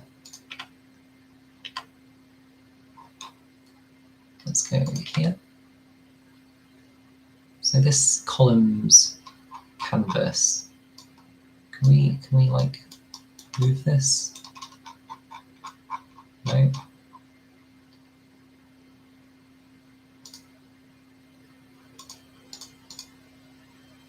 Child alignment, lower right, possibly.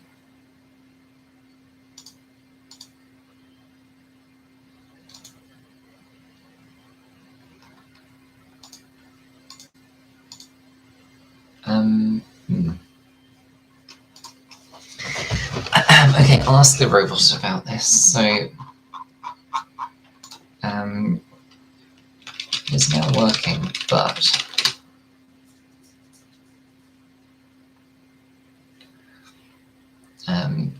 the canvas is making everything default to be very far away. So the positions on items are not correct. And it might be that we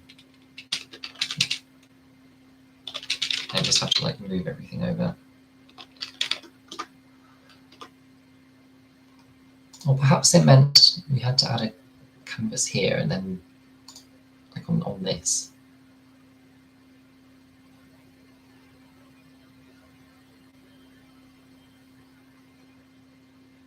Make the canvas, set the scale on the canvas to 0.01.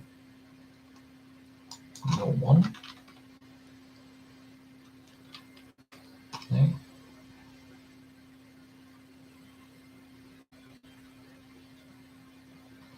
Change the rect transform. It already has a canvas, so I think what we want to actually do is not listen to the robot and instead basically move these three onto this parent. And then just change their positions to be like 0, 0, right? And then 0, 0. Let's go here.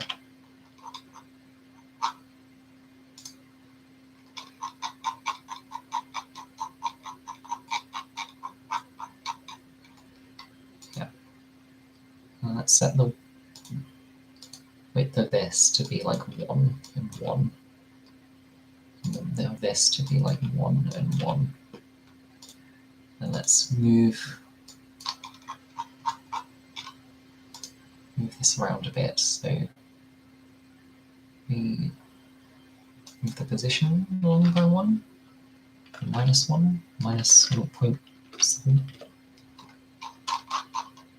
And then the position on this one to +0.7.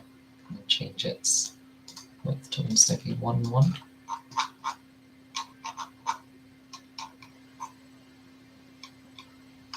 Okay, let's try this.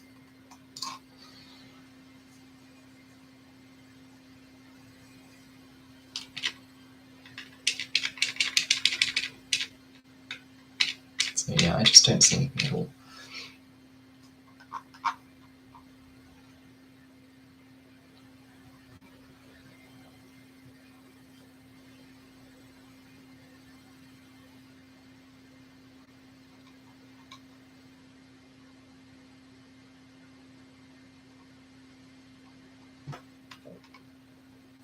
But there are no errors. I will attach to Unity as well just to check that we're still seeing some functions.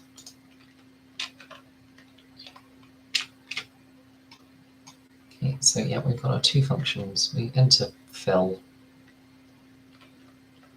we instantiate those items. And then, oh yeah, this needs to be dot function inventory to control. Right.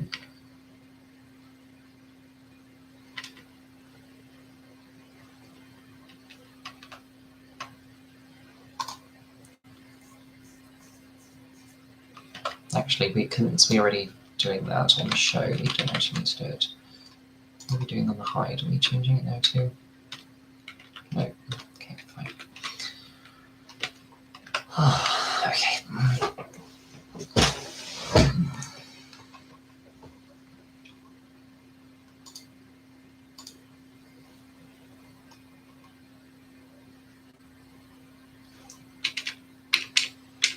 So they are actually loading in somewhere, I think, but I just don't know where. Like, if I go here, and then to here, where? Oh, is it behind? Is it possibly behind this? So if I just move this like up a lot, like the side, no. Or if I move this to be a position of 10, no.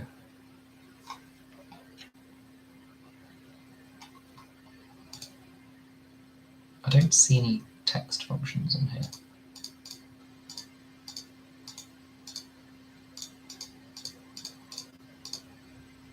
Yeah, they kind of don't exist, do they? There are no unlocked functions on here, so that must be what's going wrong. I didn't realise this is not a very fun video to watch.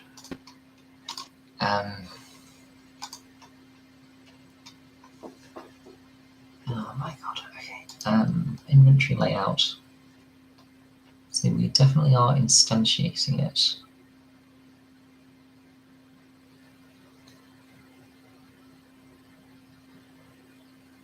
Right, start. 2n. Why is this over 2f?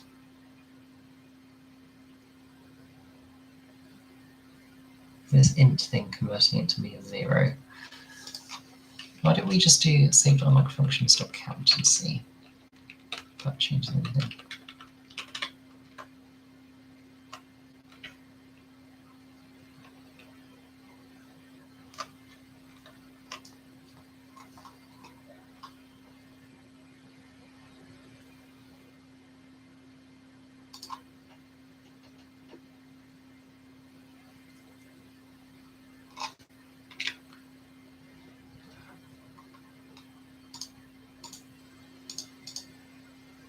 Oh, there they are. Okay, so they are actually here. They're very big. They are huge.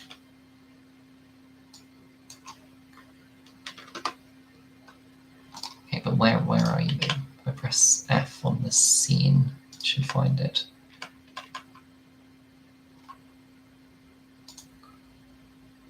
Can I make this really obvious? There you are.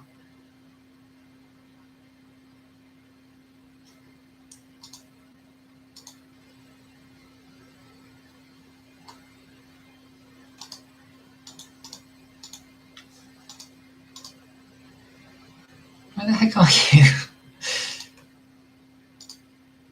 Does this need to be on?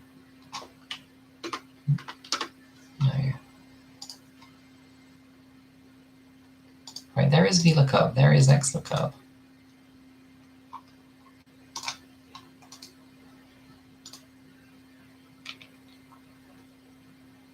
It's got a font.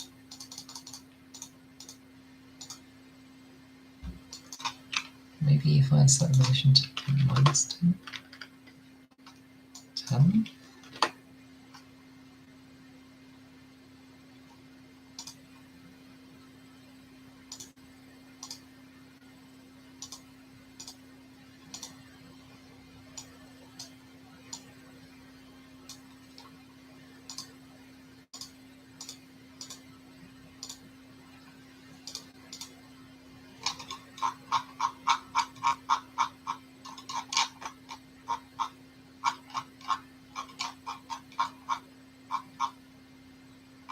What the heck is going on? What the heck is this? Is this? This is where the text is.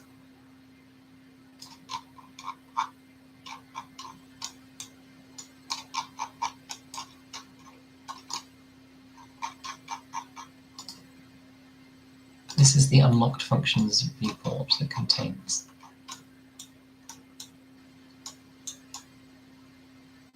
Okay, let's have a look at this prefab because it looks like still something is not right here.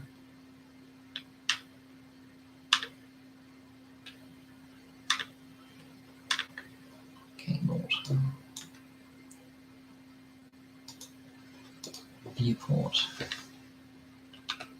content, height 300, that doesn't seem right.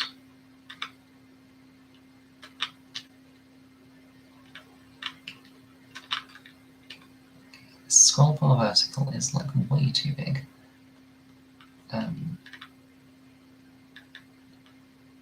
Is it way too big?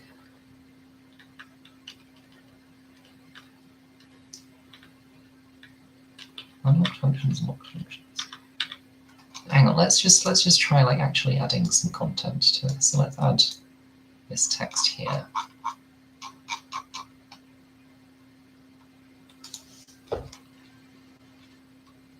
Ah, is this the issue? Right, so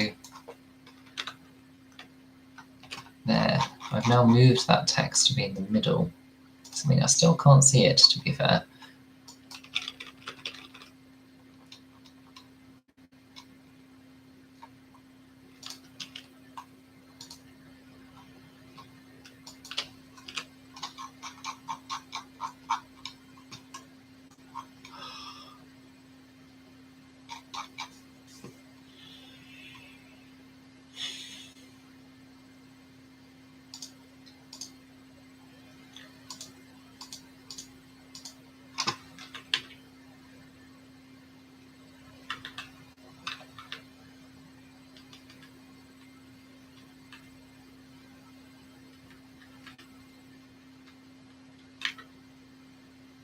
Okay, let's just try it like this. I don't think it's going to be any different, but we'll see.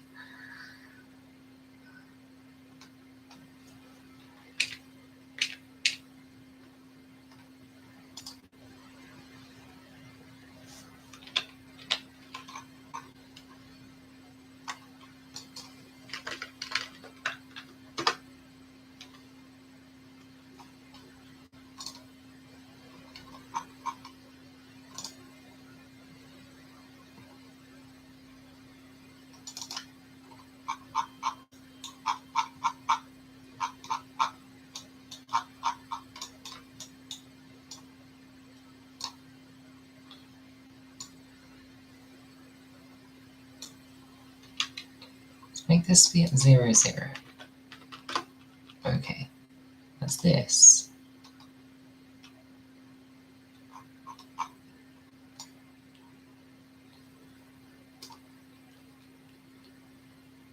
Be at 0, 0. Okay, let's this be at 0, 0. Let's this be at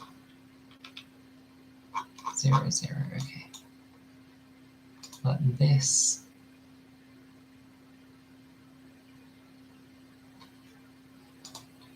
0, 0.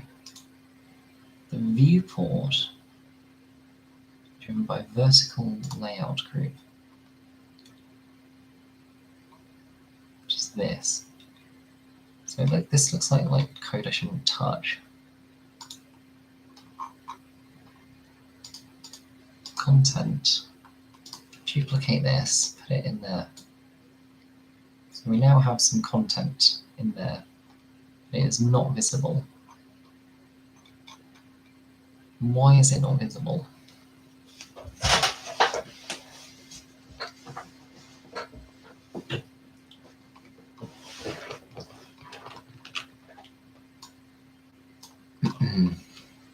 Sorry, I actually can't see what I'm doing. Oh god, okay.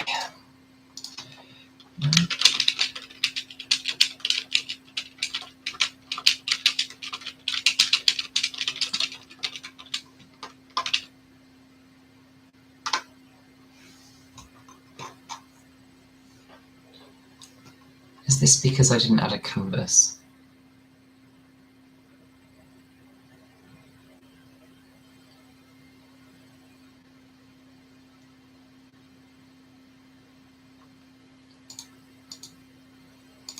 Why is the...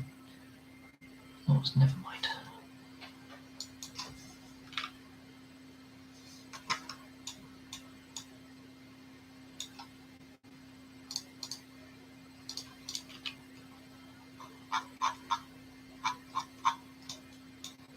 Should we just make this really small?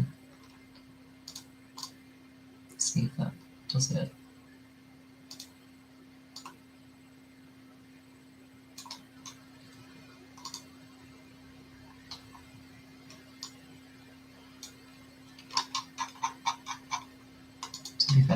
I still can't see the text.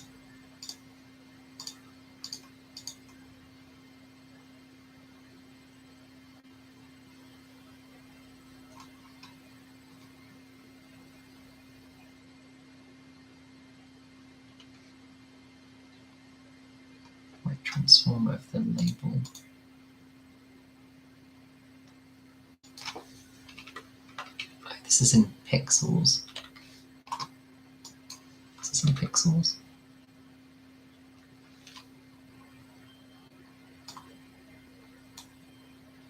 So that's going to be like 40 and 40. 80 and 40. It says 10.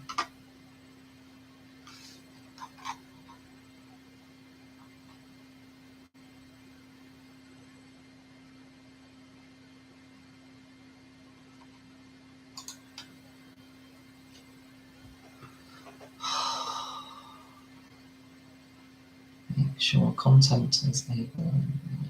Dearie me.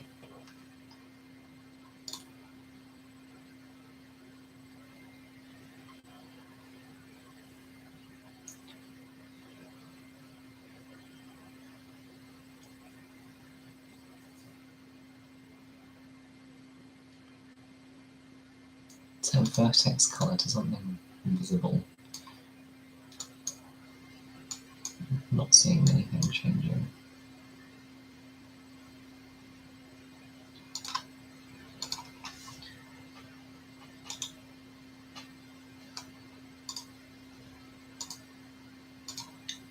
Should we add this canvas back in?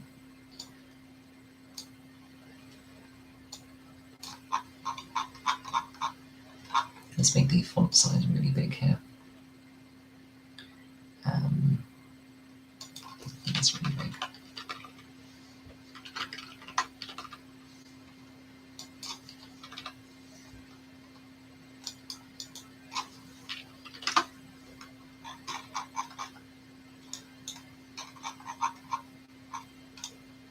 Don't see any text still. If I move that to there.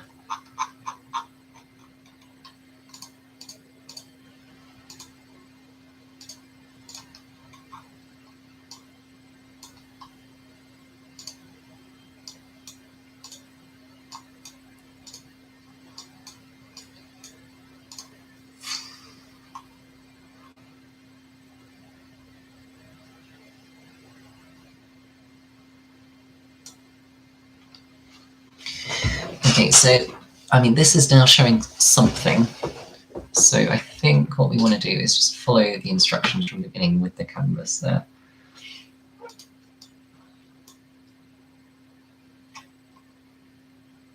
Okay, so here's my Text Mesh Pro here in the middle. Here's my canvas. I want to change how this works.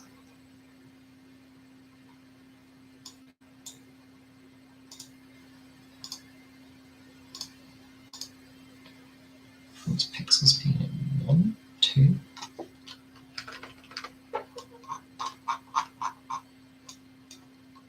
Why can I like move this? I do actually want to move it.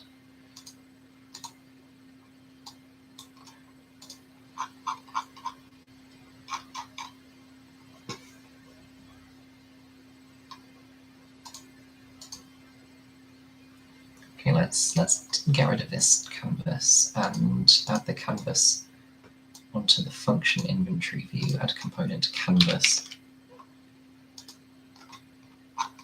Okay, this is more promising. How much of this can I revert? Oh dear me.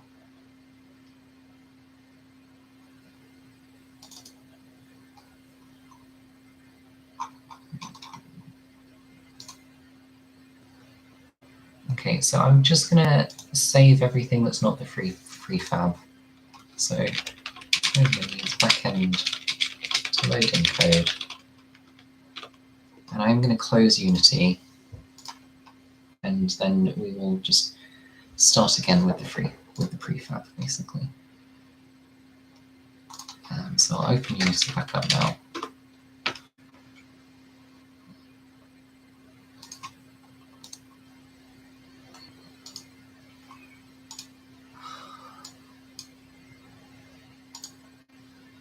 It's not all fun and games building, right?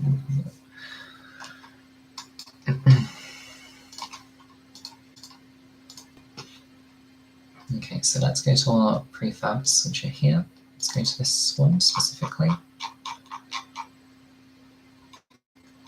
And that did, my changes are still here. Did I just not revert my changes?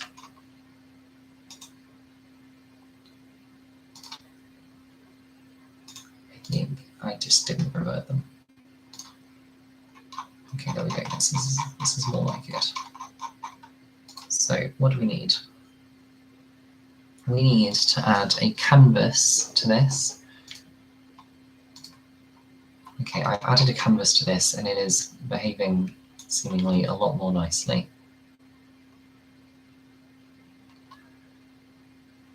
Don't know what this is. I guess this must be the canvas. Right, now we're going to add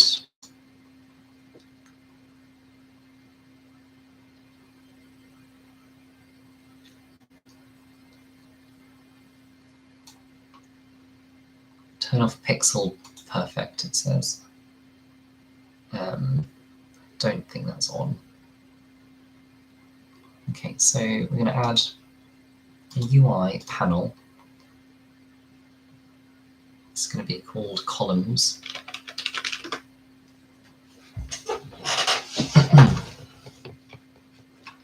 I'm going to add a horizontal layout group to it.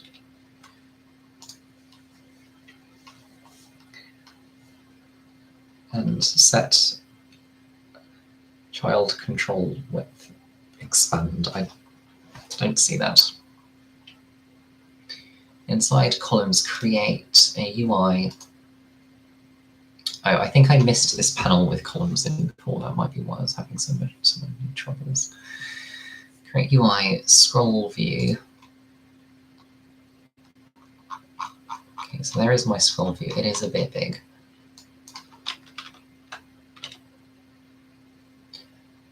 What?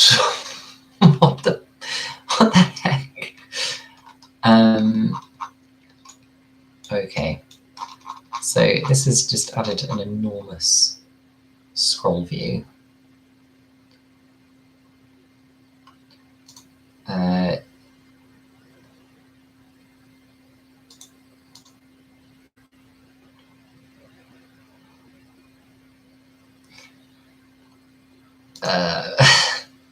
It's genuinely an absolutely gigantic scroll view.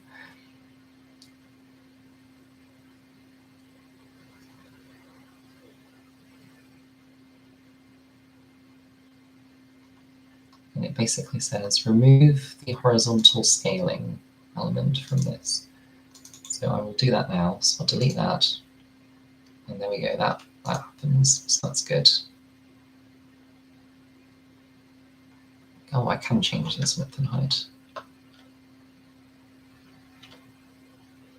Oh, okay, so that's why it was white, because it was kind of way too big. So that the scale on this is just like totally wrong. 0.01, 0.01.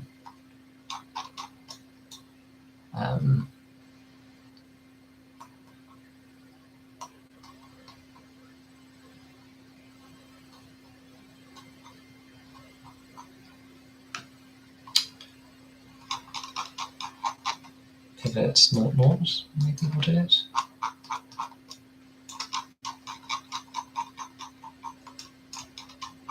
Where's it gone?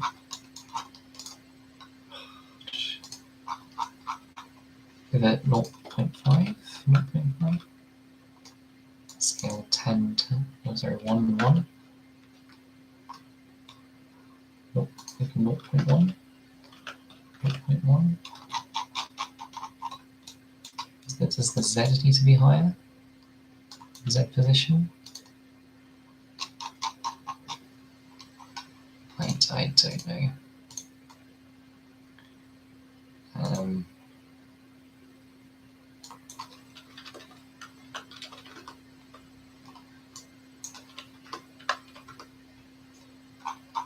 What did I do?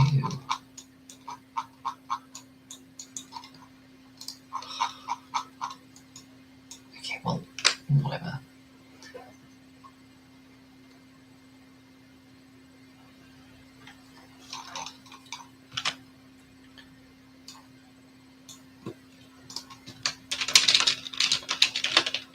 My anti-scroll view is absolutely giant.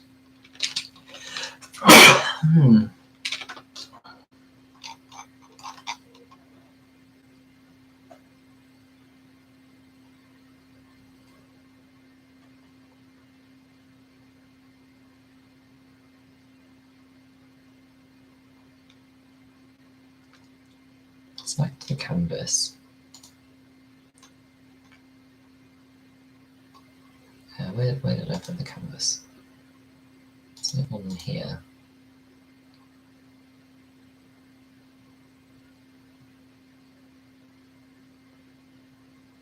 Transform component, which doesn't exist.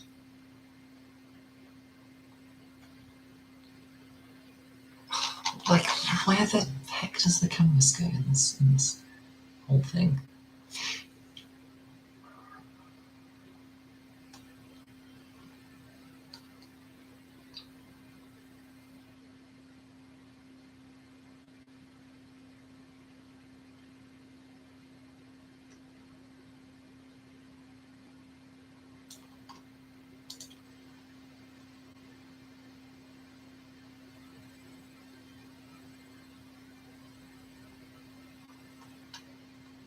So what I'm going to do is I'm going to remove this canvas that I added, because I think it's not right. And I'm going to create a new canvas here.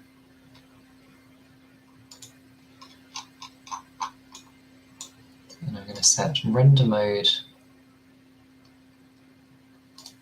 as wall space, and drag the canvas onto the same one that holds your sprite renderer, which is this one.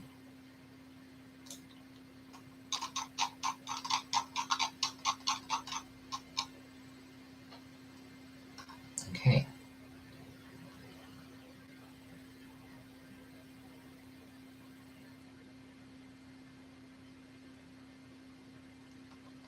And I'm going to just take this out, maybe?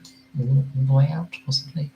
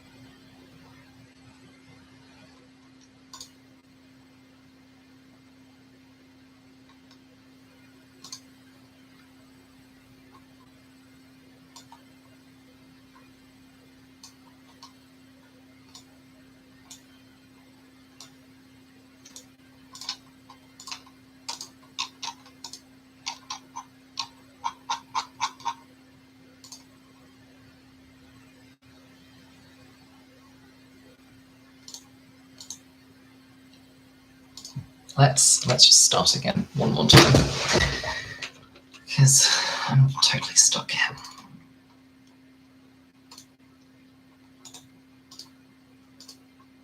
I've never been any good at art. This is Not really that close to odd. But hey, all right, create a canvas. So game object, UI, canvas. Okay, that's our canvas. So render mode equals world space.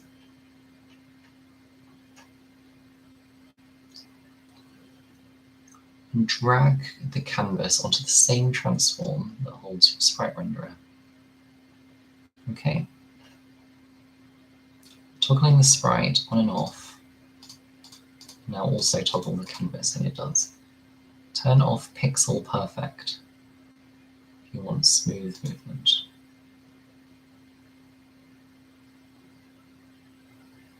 Don't know what that means, but it sounds like it's not necessary. Okay, right click the canvas, UI, panel,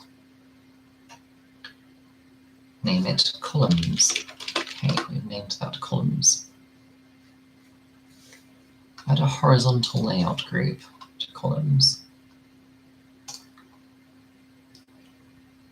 Set control giant size equals expand, which I assume that's already the default because that looks like this one.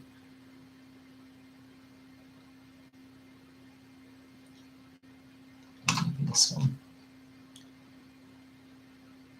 Individual columns, side columns create UI, scroll view, vertical. The vertical bit doesn't exist, but let's call this one unlocked functions. This is really not going that well. And each scroll rect component, get rid of the horizontal scroll bar.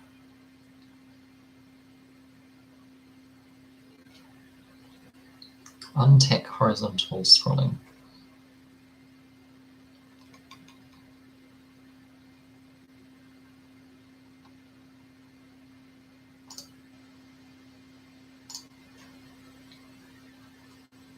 That's that. Okay. Remove the horizontal scroll bar object. Okay.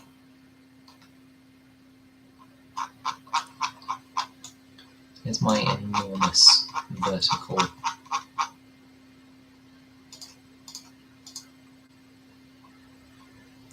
scroll bar.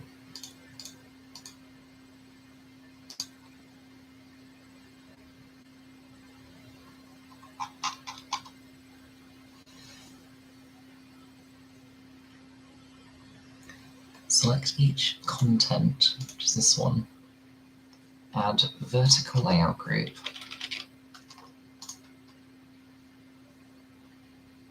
And then content size filter. Doesn't appear to be an option.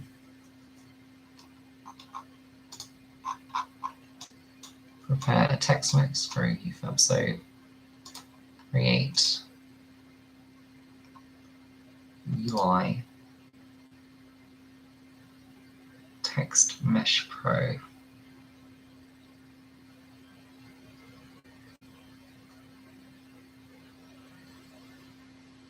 think that means go down here.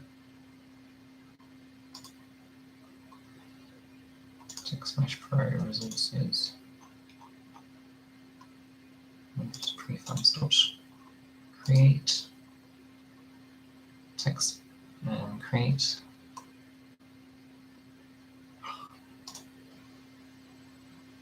Why don't they just let's do it up here. Text mesh pro. That's what we want, I think.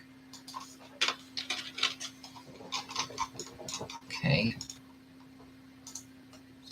Black. So Z position to -3. Still can't see it. Right, we need to pick a font. Which pick that font. Okay. There we go. So we now have that at least that we can see.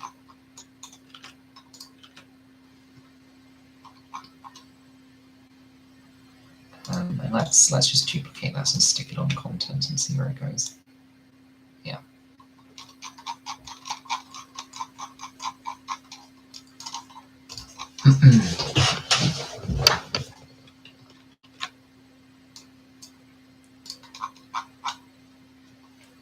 Scroll bar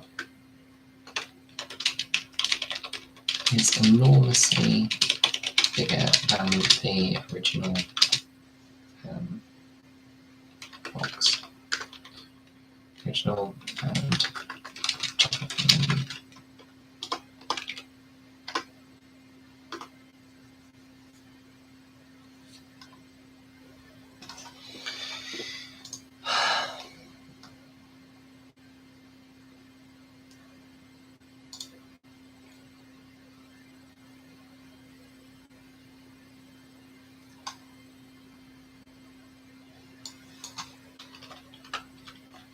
set that to 100, 100, position 0, 0. Still way too big.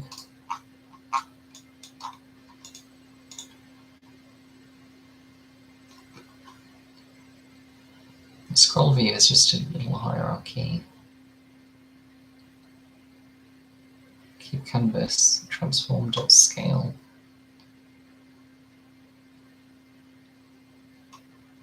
So it basically wants me to set these to be 0.01.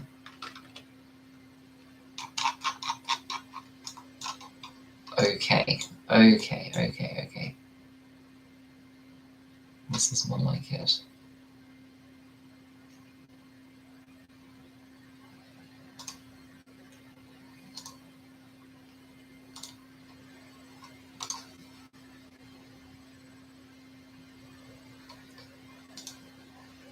Okay, so I'm actually going to move this canvas around a bit.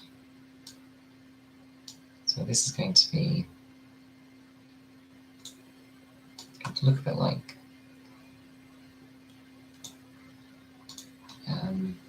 this. Maybe move it down a bit.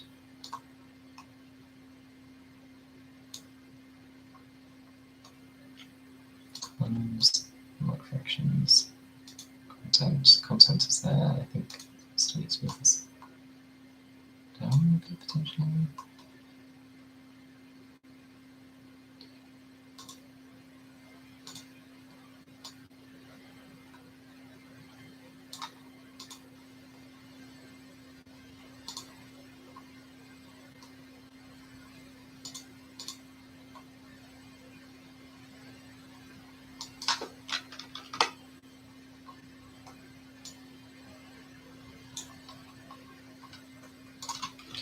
When I scaled canvas down, the text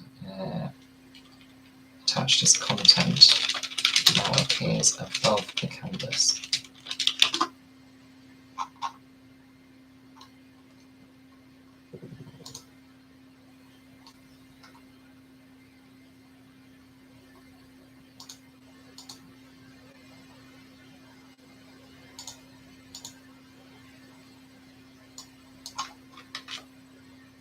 Okay, there we go. It was that. Oh my freaking god. Okay, so there's unlock functions. Move this canvas to be here.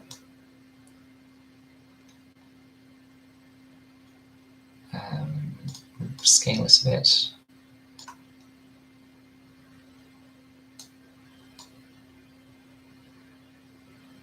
I definitely want these to be like equal actually.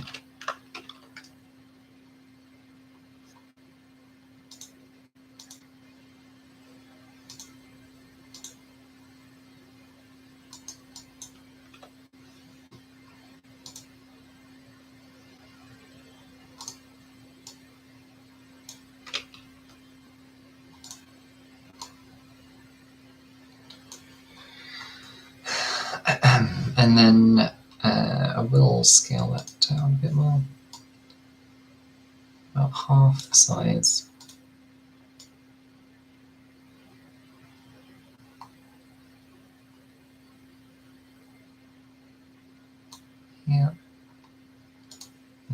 work out why only the top bit appears to be filled in. Don't really know. Height 100, 300, 305, 302, 301, 300, 300, 298, 297, 296, 295. Does this have a height on it? No, it doesn't. Okay, well that will have to do for now. And then let's add our locked functions one. I absolutely hated doing this. This was awful. Now, this supposedly, because it's got a horizontal child group,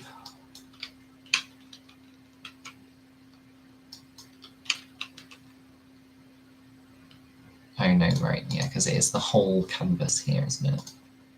So I actually do want to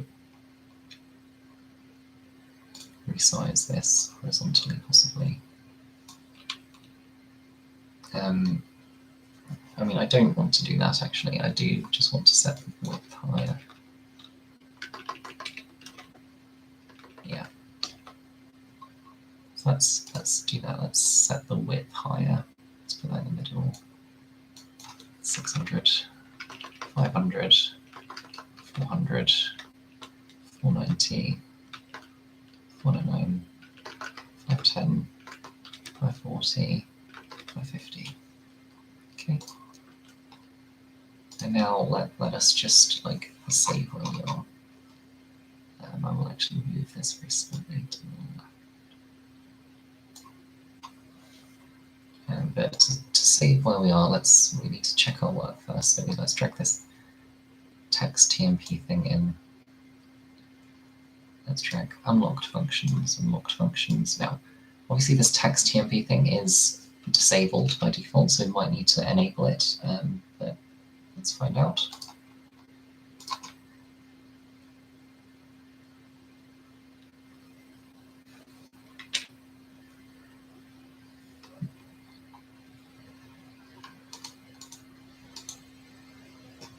Right, so that has appeared at least.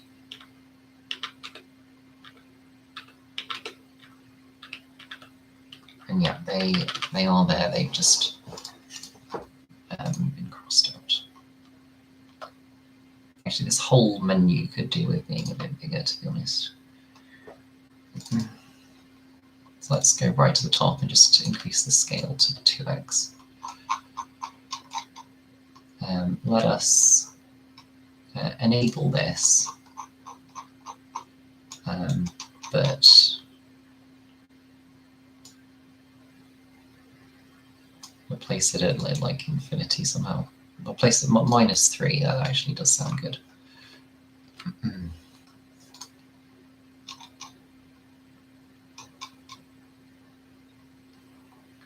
Okay, let's okay. So it should be a bit bigger now. And we should see VLOOKUP next look. We do, however, we can't do any scrolling. It's too big to scroll. Also, the gaps between these things are freaking very large.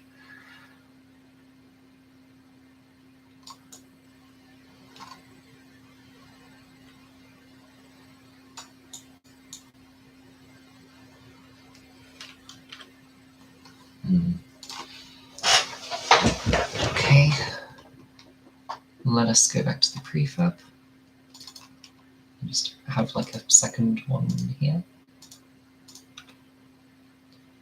Okay, so what height do we actually want on this? Why is it so far down?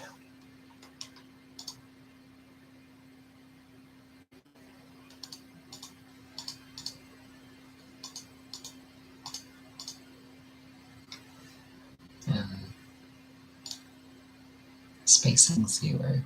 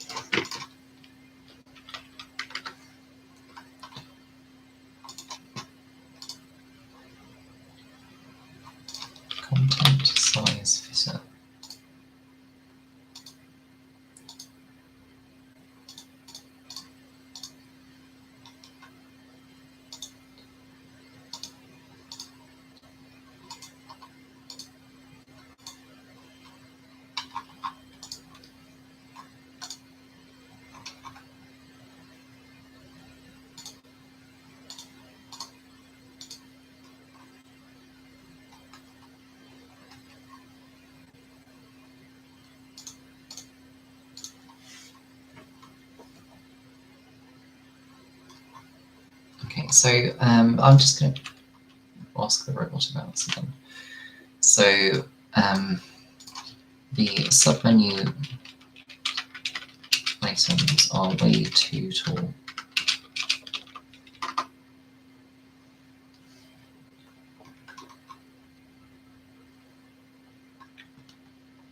This could be possibly a property of the text.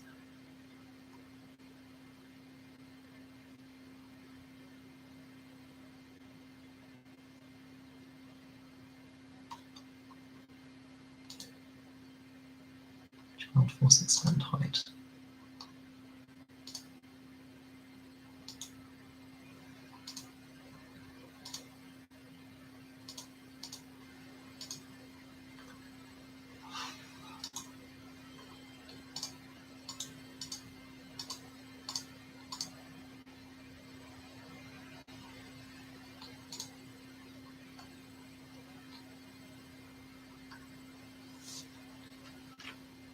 Vertical layout group.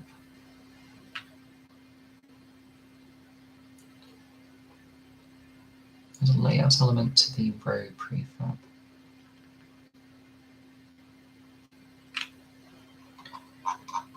Layout element.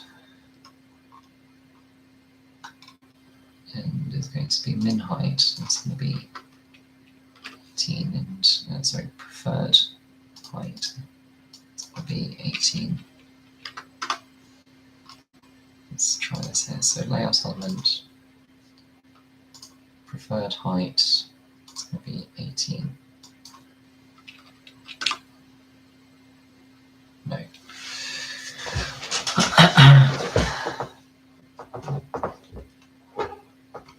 Flexible height, it's going to be 0.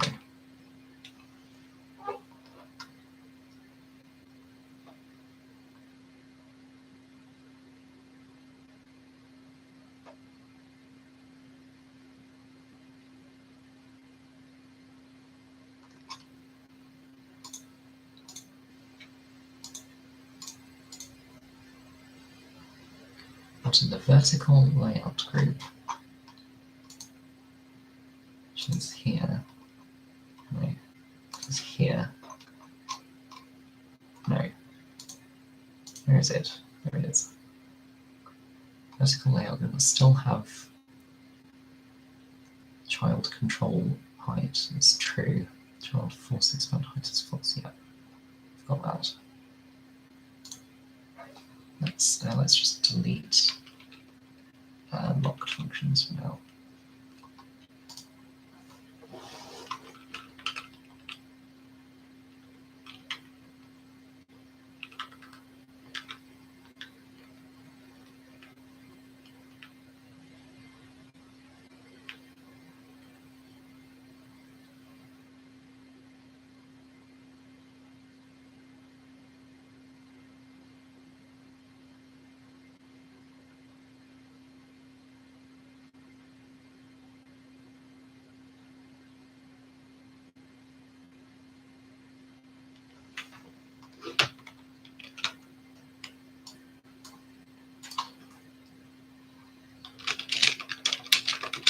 It looks like this.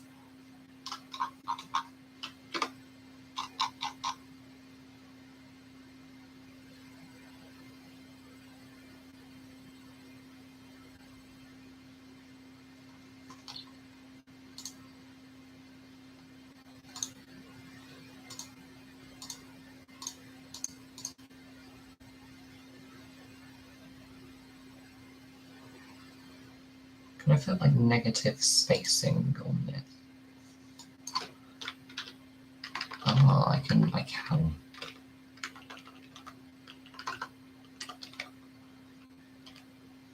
Okay. Sure that won't cause any issues. Let's clone this a load of times.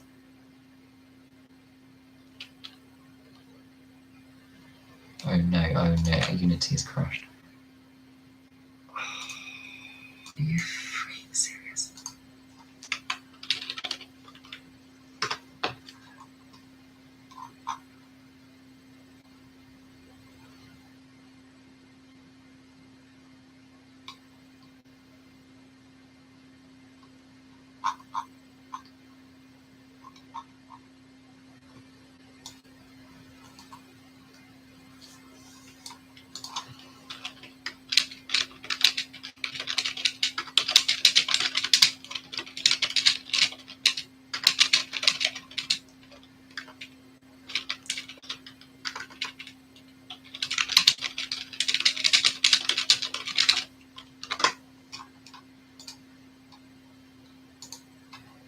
lots of fun today.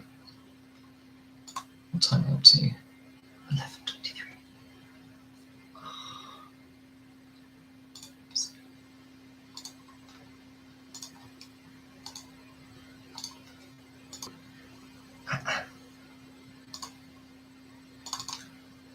Okay, so here are my prefabs. Luckily, not too much is broken here. I didn't lose that much work. It seems to be going up instead of down, so that's a bit strange.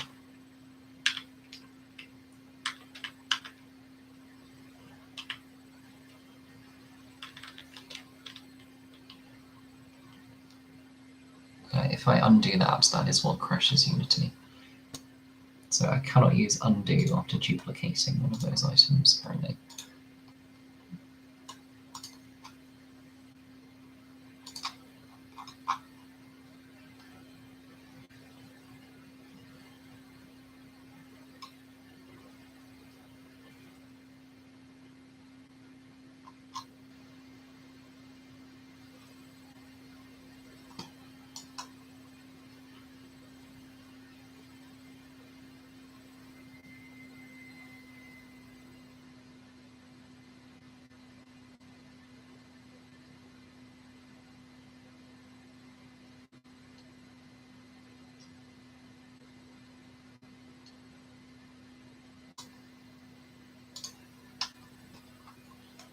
Okay, that's opened.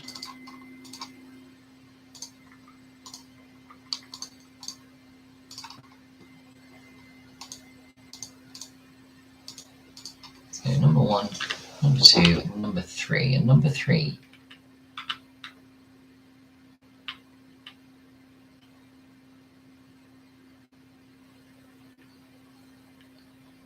it's gone right back up to the top.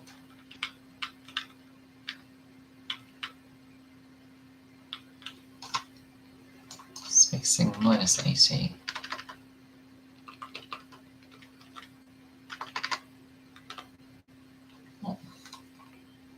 What in the heck is possibly going on here? Why is number 1? Let's kill number 1.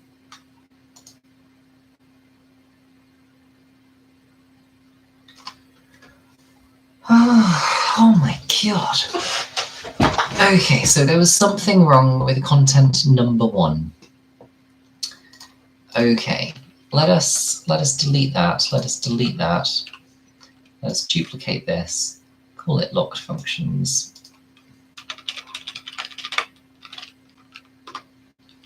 And then let us run this.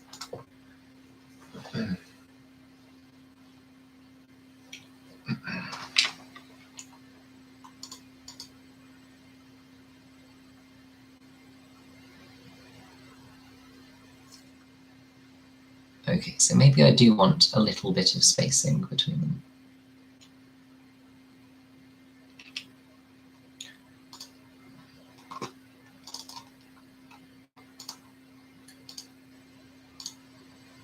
So here's my slide area, my viewport, my scroll bar vertical, my unlocked functions thing. It's my scroll rect, my columns thing, horizontal layout group. Where is my vertical layout group? That's what I'm looking for.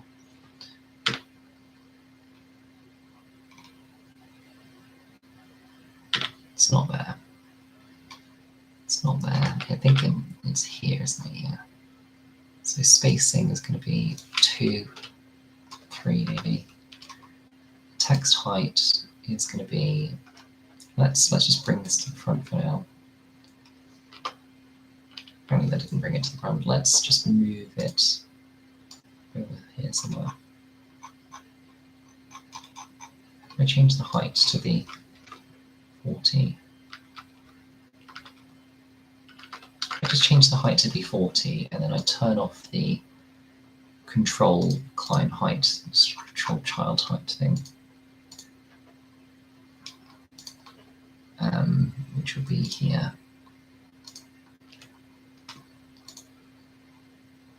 That should hopefully do it, and then obviously I've got to duplicate that for locked functions.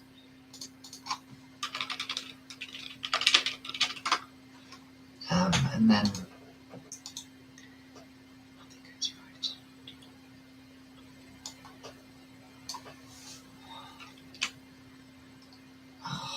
okay, and then I just stick that back behind the other thing. No one will know it's there. Because nobody's watched it. Nobody's gonna watch this. Making sure of that. For Dim's authenticity, I will leave it up, but yeah, don't expect.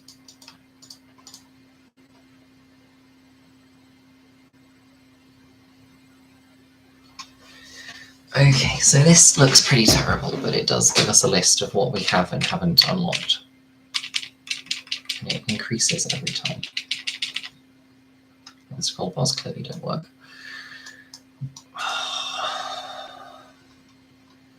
Okay. Well, let's leave in the bug that it increases every time until we get the scroll bars to work. How can I scroll bars? I have this working, however, but how can I scroll bars?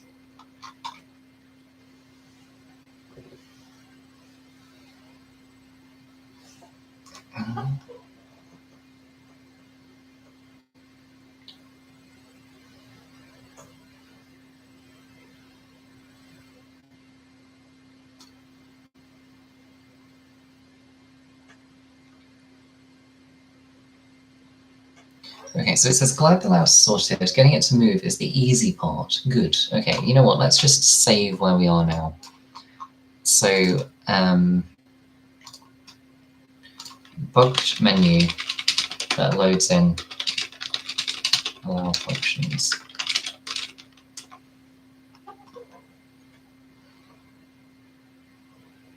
Cool, so I've committed and pushed that. All right, create the bar. Hierarchy UI scroll bar. I'm pretty sure we don't do that actually because we already have it. Yeah.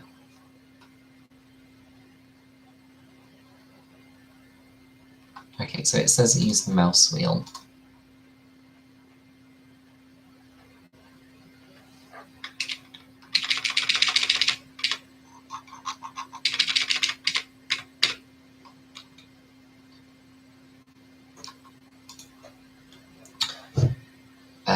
Clearly the mouse wheel does not work. Let's just copy like a load of these in.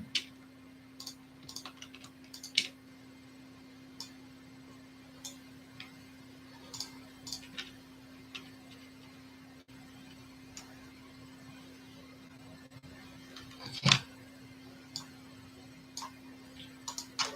I think is not reactive to when the number of content items goes past the end of the viewport. Do I need to basically attach this scroll bar?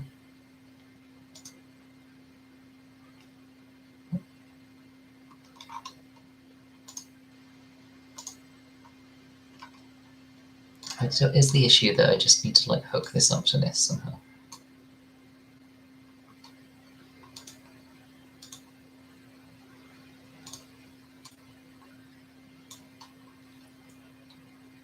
Because that would make sense. Let's try.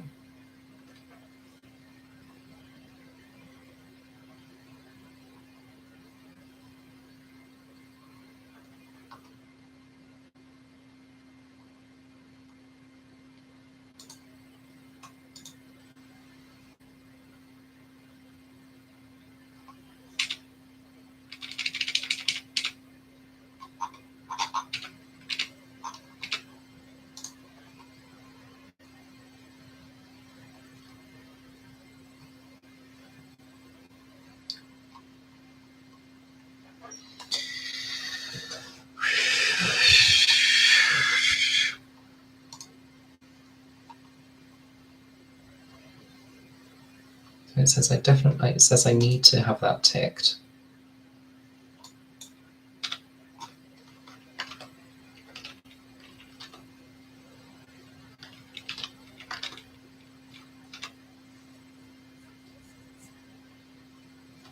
Oh, it does look different to the one on the other side, doesn't it?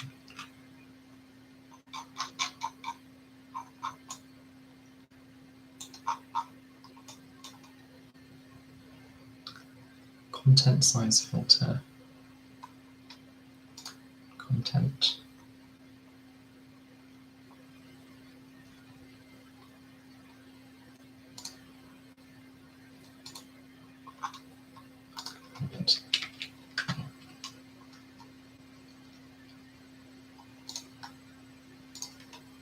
Content size fitter.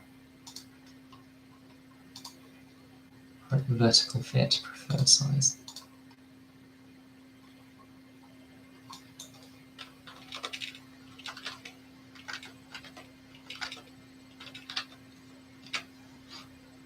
Okay, let's give that a go.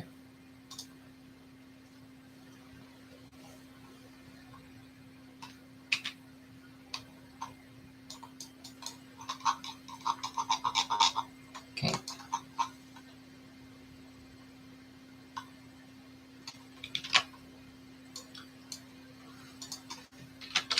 Here's to understand the height now, but it does not scroll with the mouse wheel.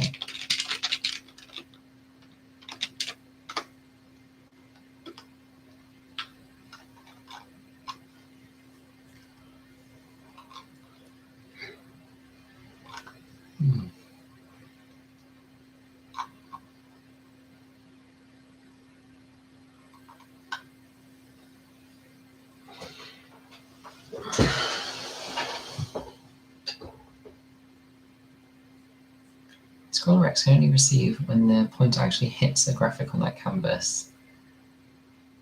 No event system in the scene. So it wants me to add an event system to the scene, whatever that means.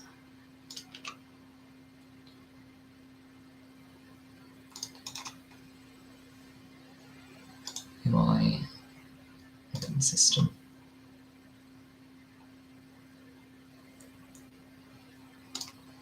Do we have an event system?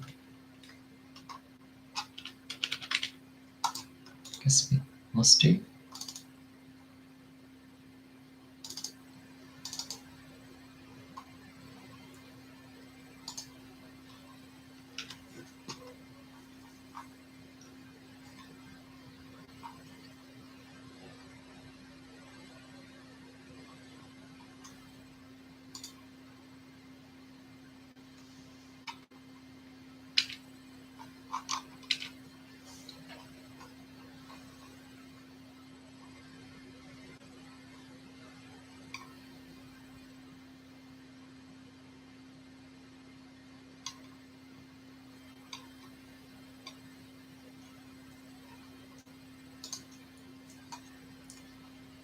It says in this canvas here, set it to world space, and then set the event camera. Okay, so I basically want to set the event camera object on that. That makes sense.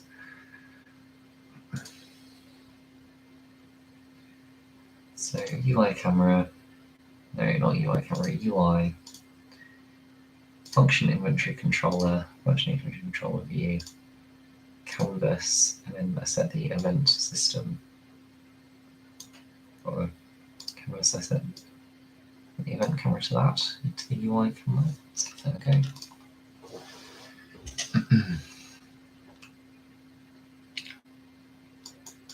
Yes, okay. Oh my god, look at that. So now, this is now scrollable.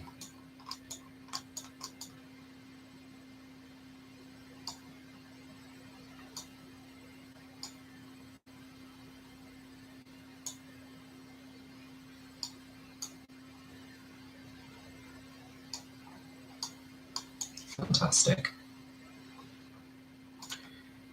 Okay, so I'll go to my prefab again, hopefully for the last time, and delete all of this. I'm actually going to save where we are.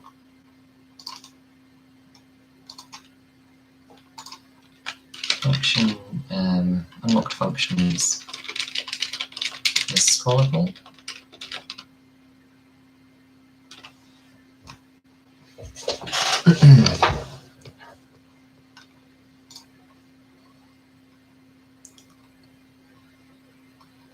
Cool, and then I'm going to change this here. So M to hide, M to hide is going to be, I'm just going to basically move this to here and just make the font a bit smaller. The size is already 3.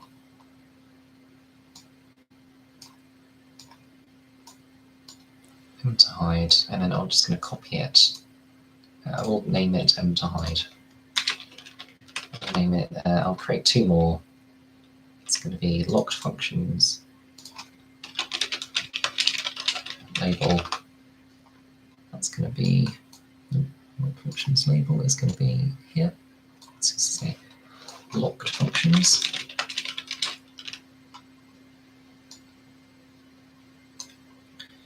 And this one is going to be here. It's going to say unlocked functions.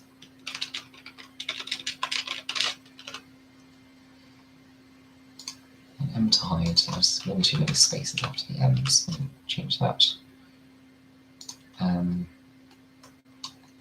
Let's run the game.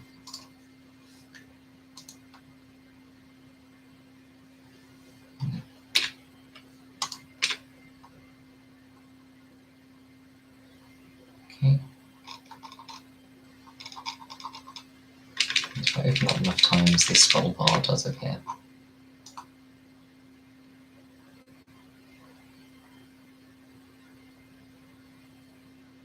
Okay, excellent. I'm just going to move, press M to close down slightly.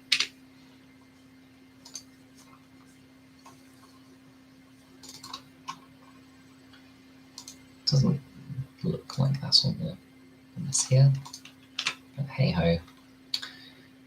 I'm sure there's a good reason for it.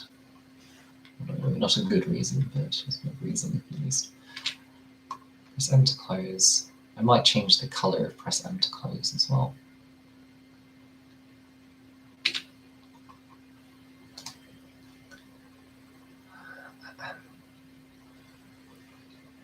Prefab function thing. So M to hide. I'm going to change the color of this to be a nice shade of yellow.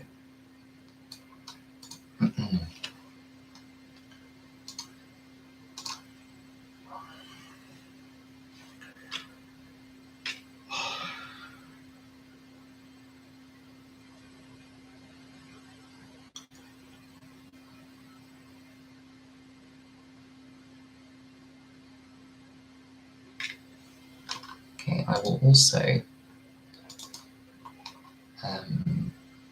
go here. No. No, okay. Let us just save this as is for now.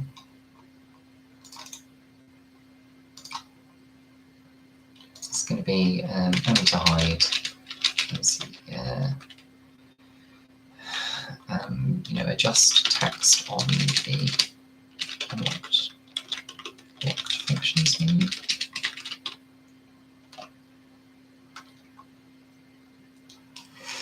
I really hope I don't have to make any more menus after this. This was absolutely awful. This is the unlocked functions label.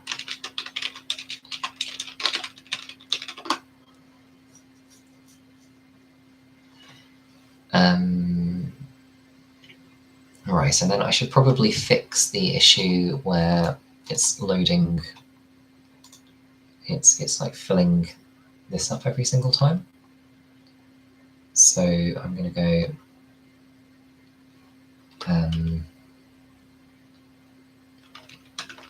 parent.children.clear basically on the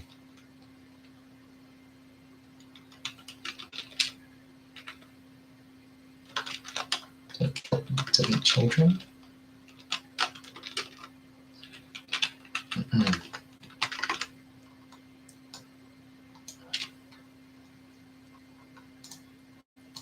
I don't know what the correct term is. I will share that so you see what I'm talking about. How can I kill the children in this Unity parent object?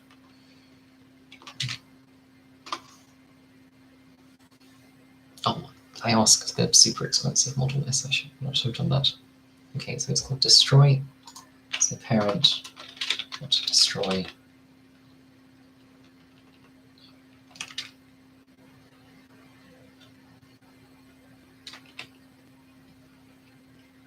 Okay, so just for parent.child count.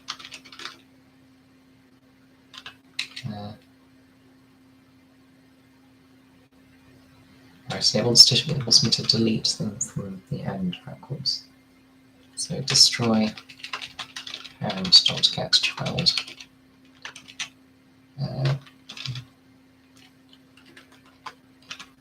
Int total child count. Parent.child count.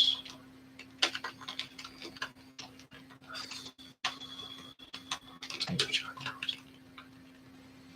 Total choice I minus 1. It's not technically what the robot will need to do, but I guess it is better.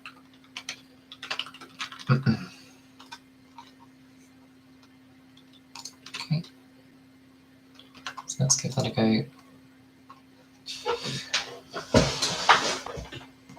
So I'm just switching back to Unity, all the progress bars are coming up, so I can't share that yet.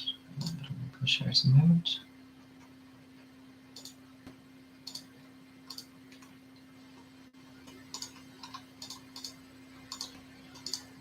Press M. Yeah. So this is not dying every single time anymore.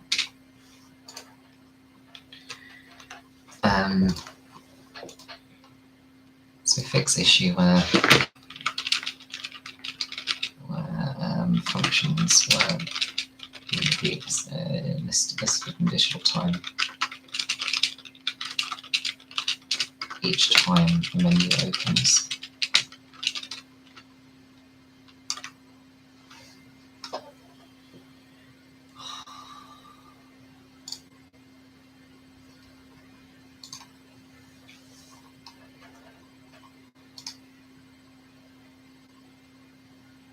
So I fix that. I now want to get a list of every Excel function.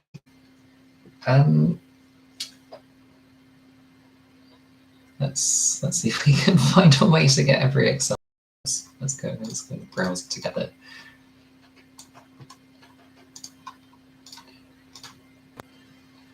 Okay. Train every Excel function.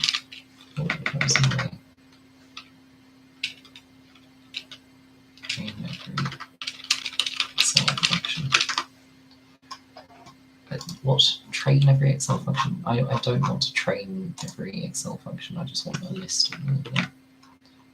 Excel functions, alphabetical. Okay, can I just like copy this in? Hopefully, since this is a Microsoft website, it will format nicely if I just like paste it into Excel, where I can then transform it into like just a static list. Like it's not changing very often, so I have no issue storing it as a list rather than as a database or something.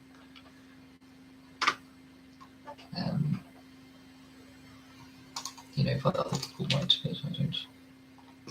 Okay, so I've pasted that into Excel. That's how I did. So if I just take these ones. Ooh. What? 76.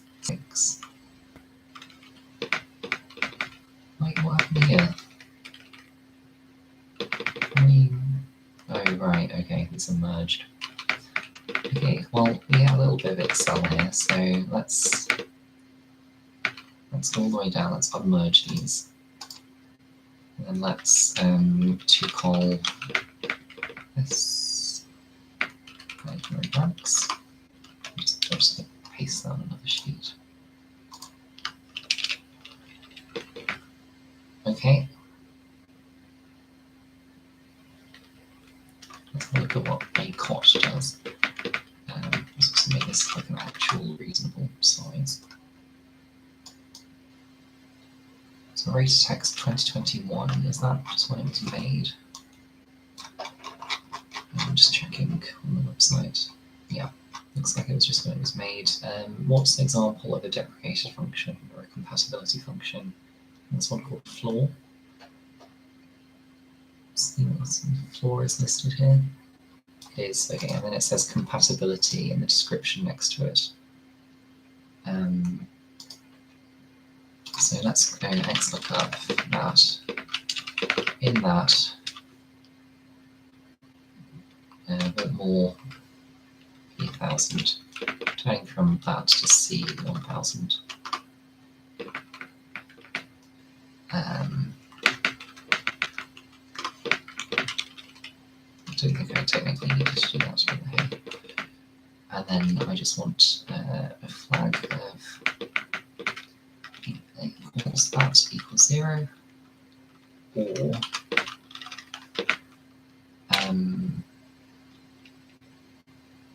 len of that is not equal to len of substitute of that, placing compatibility with compatibility colon.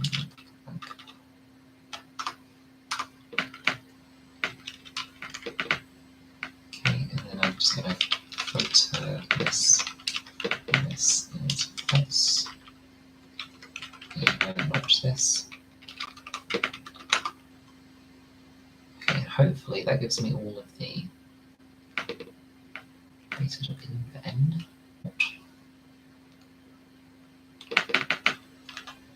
Just checking the slide for that as well.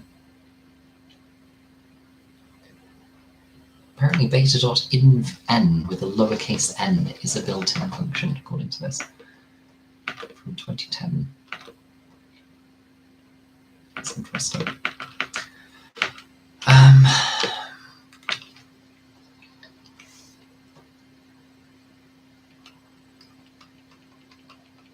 Okay, I think I'm pretty happy with this list of Excel functions. So I'm just going to copy that onto a new sheet.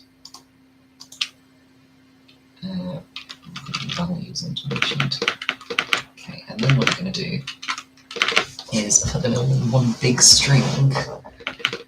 And I'm going to go equals that and that and that to start with. And then I'm going to go equals that and comma and car 13. And I'm going to concat on this.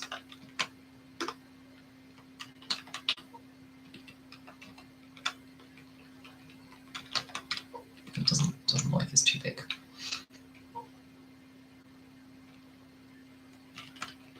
But I mean, it did calculate it, so what the heck, right? I'm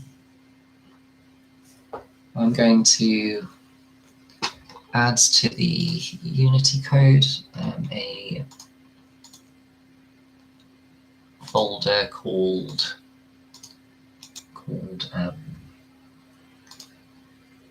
I'll just call it Excel domain.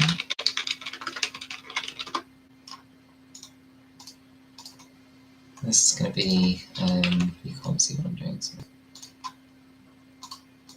it's going to be a class, so it's going to be called Excel functions.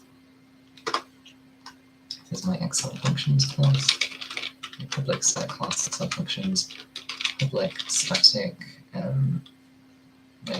public static read only list of strings functions. It's a new list of strings, and this is where all of these ones are going to live. Can I just, if I'm worrying about this, can I just like do this?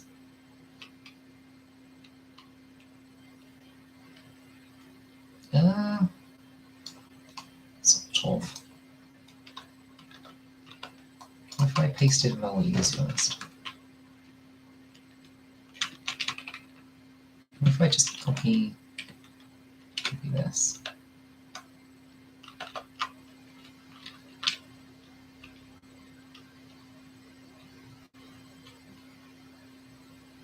I mean, that's good enough to be able to get it to work if I just do a replace.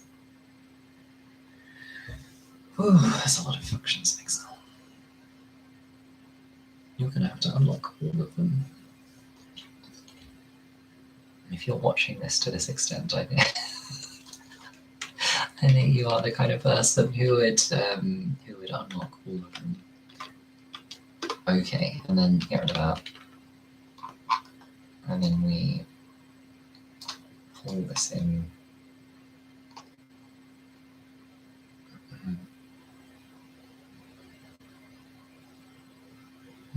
I'm sure Control-Shift-Home would have been faster here, but too late. Okay, here's my list of all the Excel functions.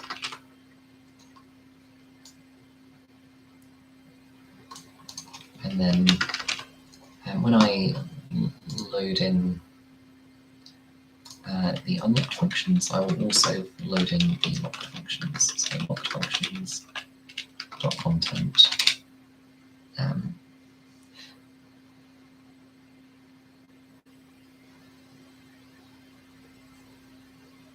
it will be, actually one thing I should do is I should do dot sort here. Dot to list. Why does it not like that? Well, maybe just go to sort. I guess sort is like axis of void. Oh right, because what I can do instead is I can go dot order. Order by x goes to x. Dot to list. Okay. And then locked functions dot content can be Excel domain dot Excel functions dot. Actually, I'll just go straight to Excel functions dot all functions dot where x goes to x, x goes to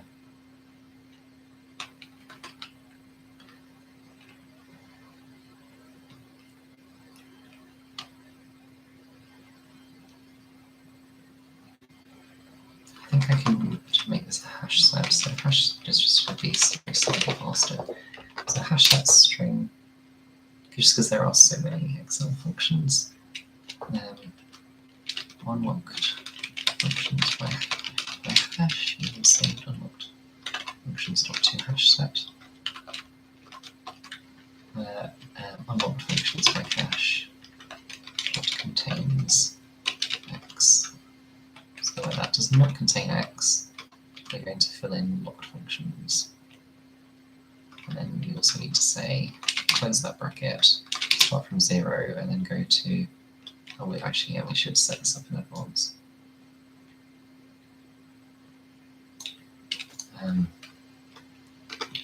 List string locked functions save data dot locked functions. No, it doesn't. It equals this. To list. So this can be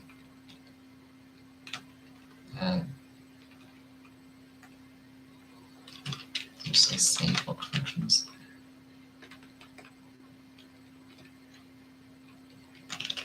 Save lock functions dot Actually, let's make it an array, just to be slightly faster.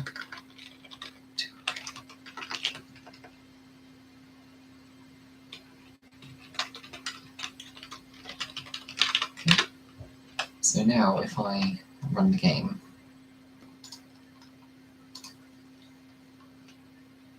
it's midnight. Ugh. Now if I run game,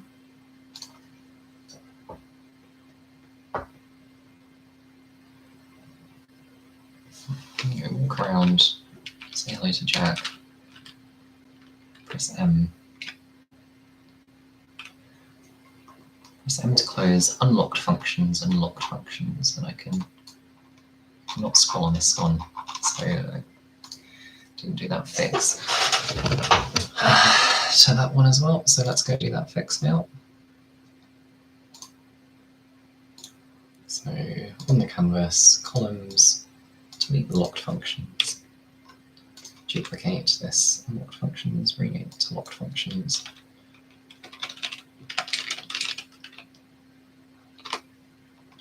And then go to this one and drag the new locked functions over. Is that okay?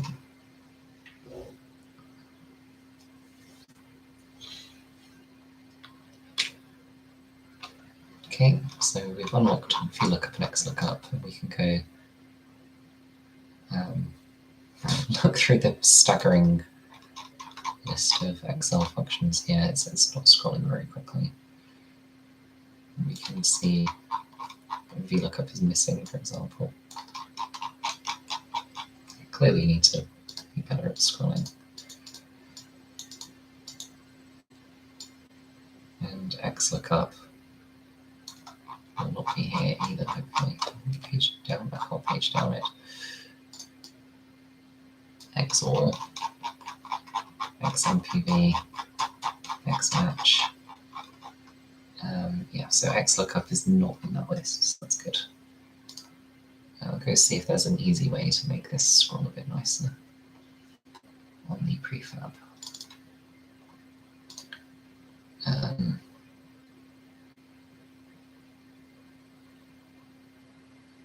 Scroll sensitivity, let's go for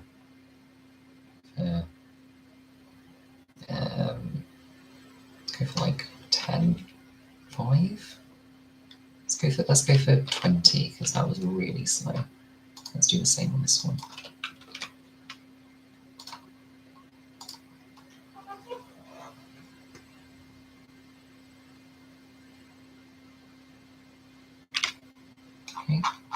Okay, that's a lot more reasonable.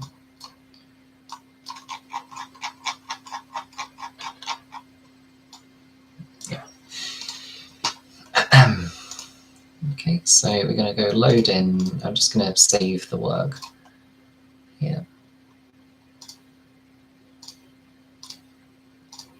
And this is, we've now completed the user can view inventory. Cool. Okay, I do have to go to bed because it's midnight, but we were not able to set up the first battle because this took way longer than I expected. Close that. I'm going to rename. Yes, I would like to save changes. Please don't delete any of my work. I'm going to change the name of the stream to like "Don't Watch," basically. And then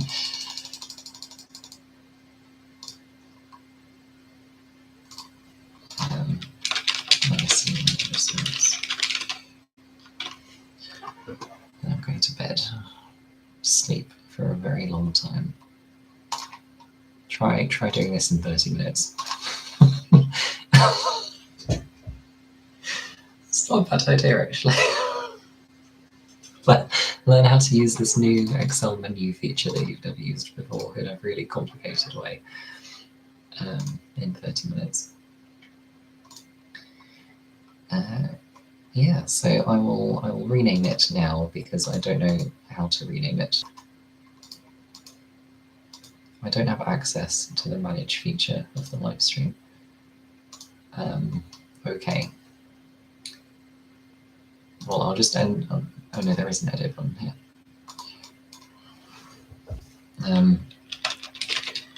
Adding an inventory view of unlocked functions.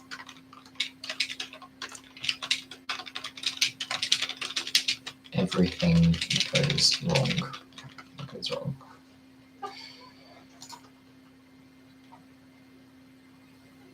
Okay, well there you go. Next time we will hook it back up to Excel and we'll actually set up more mechanisms by which you can unlock some of these functions, including playing timed levels of various sorts. I will edit the title one more time and I'll just say really not a fun watch. Really would not be a really not a fun watch. There you go. All right. If you are watching this, I salute you. And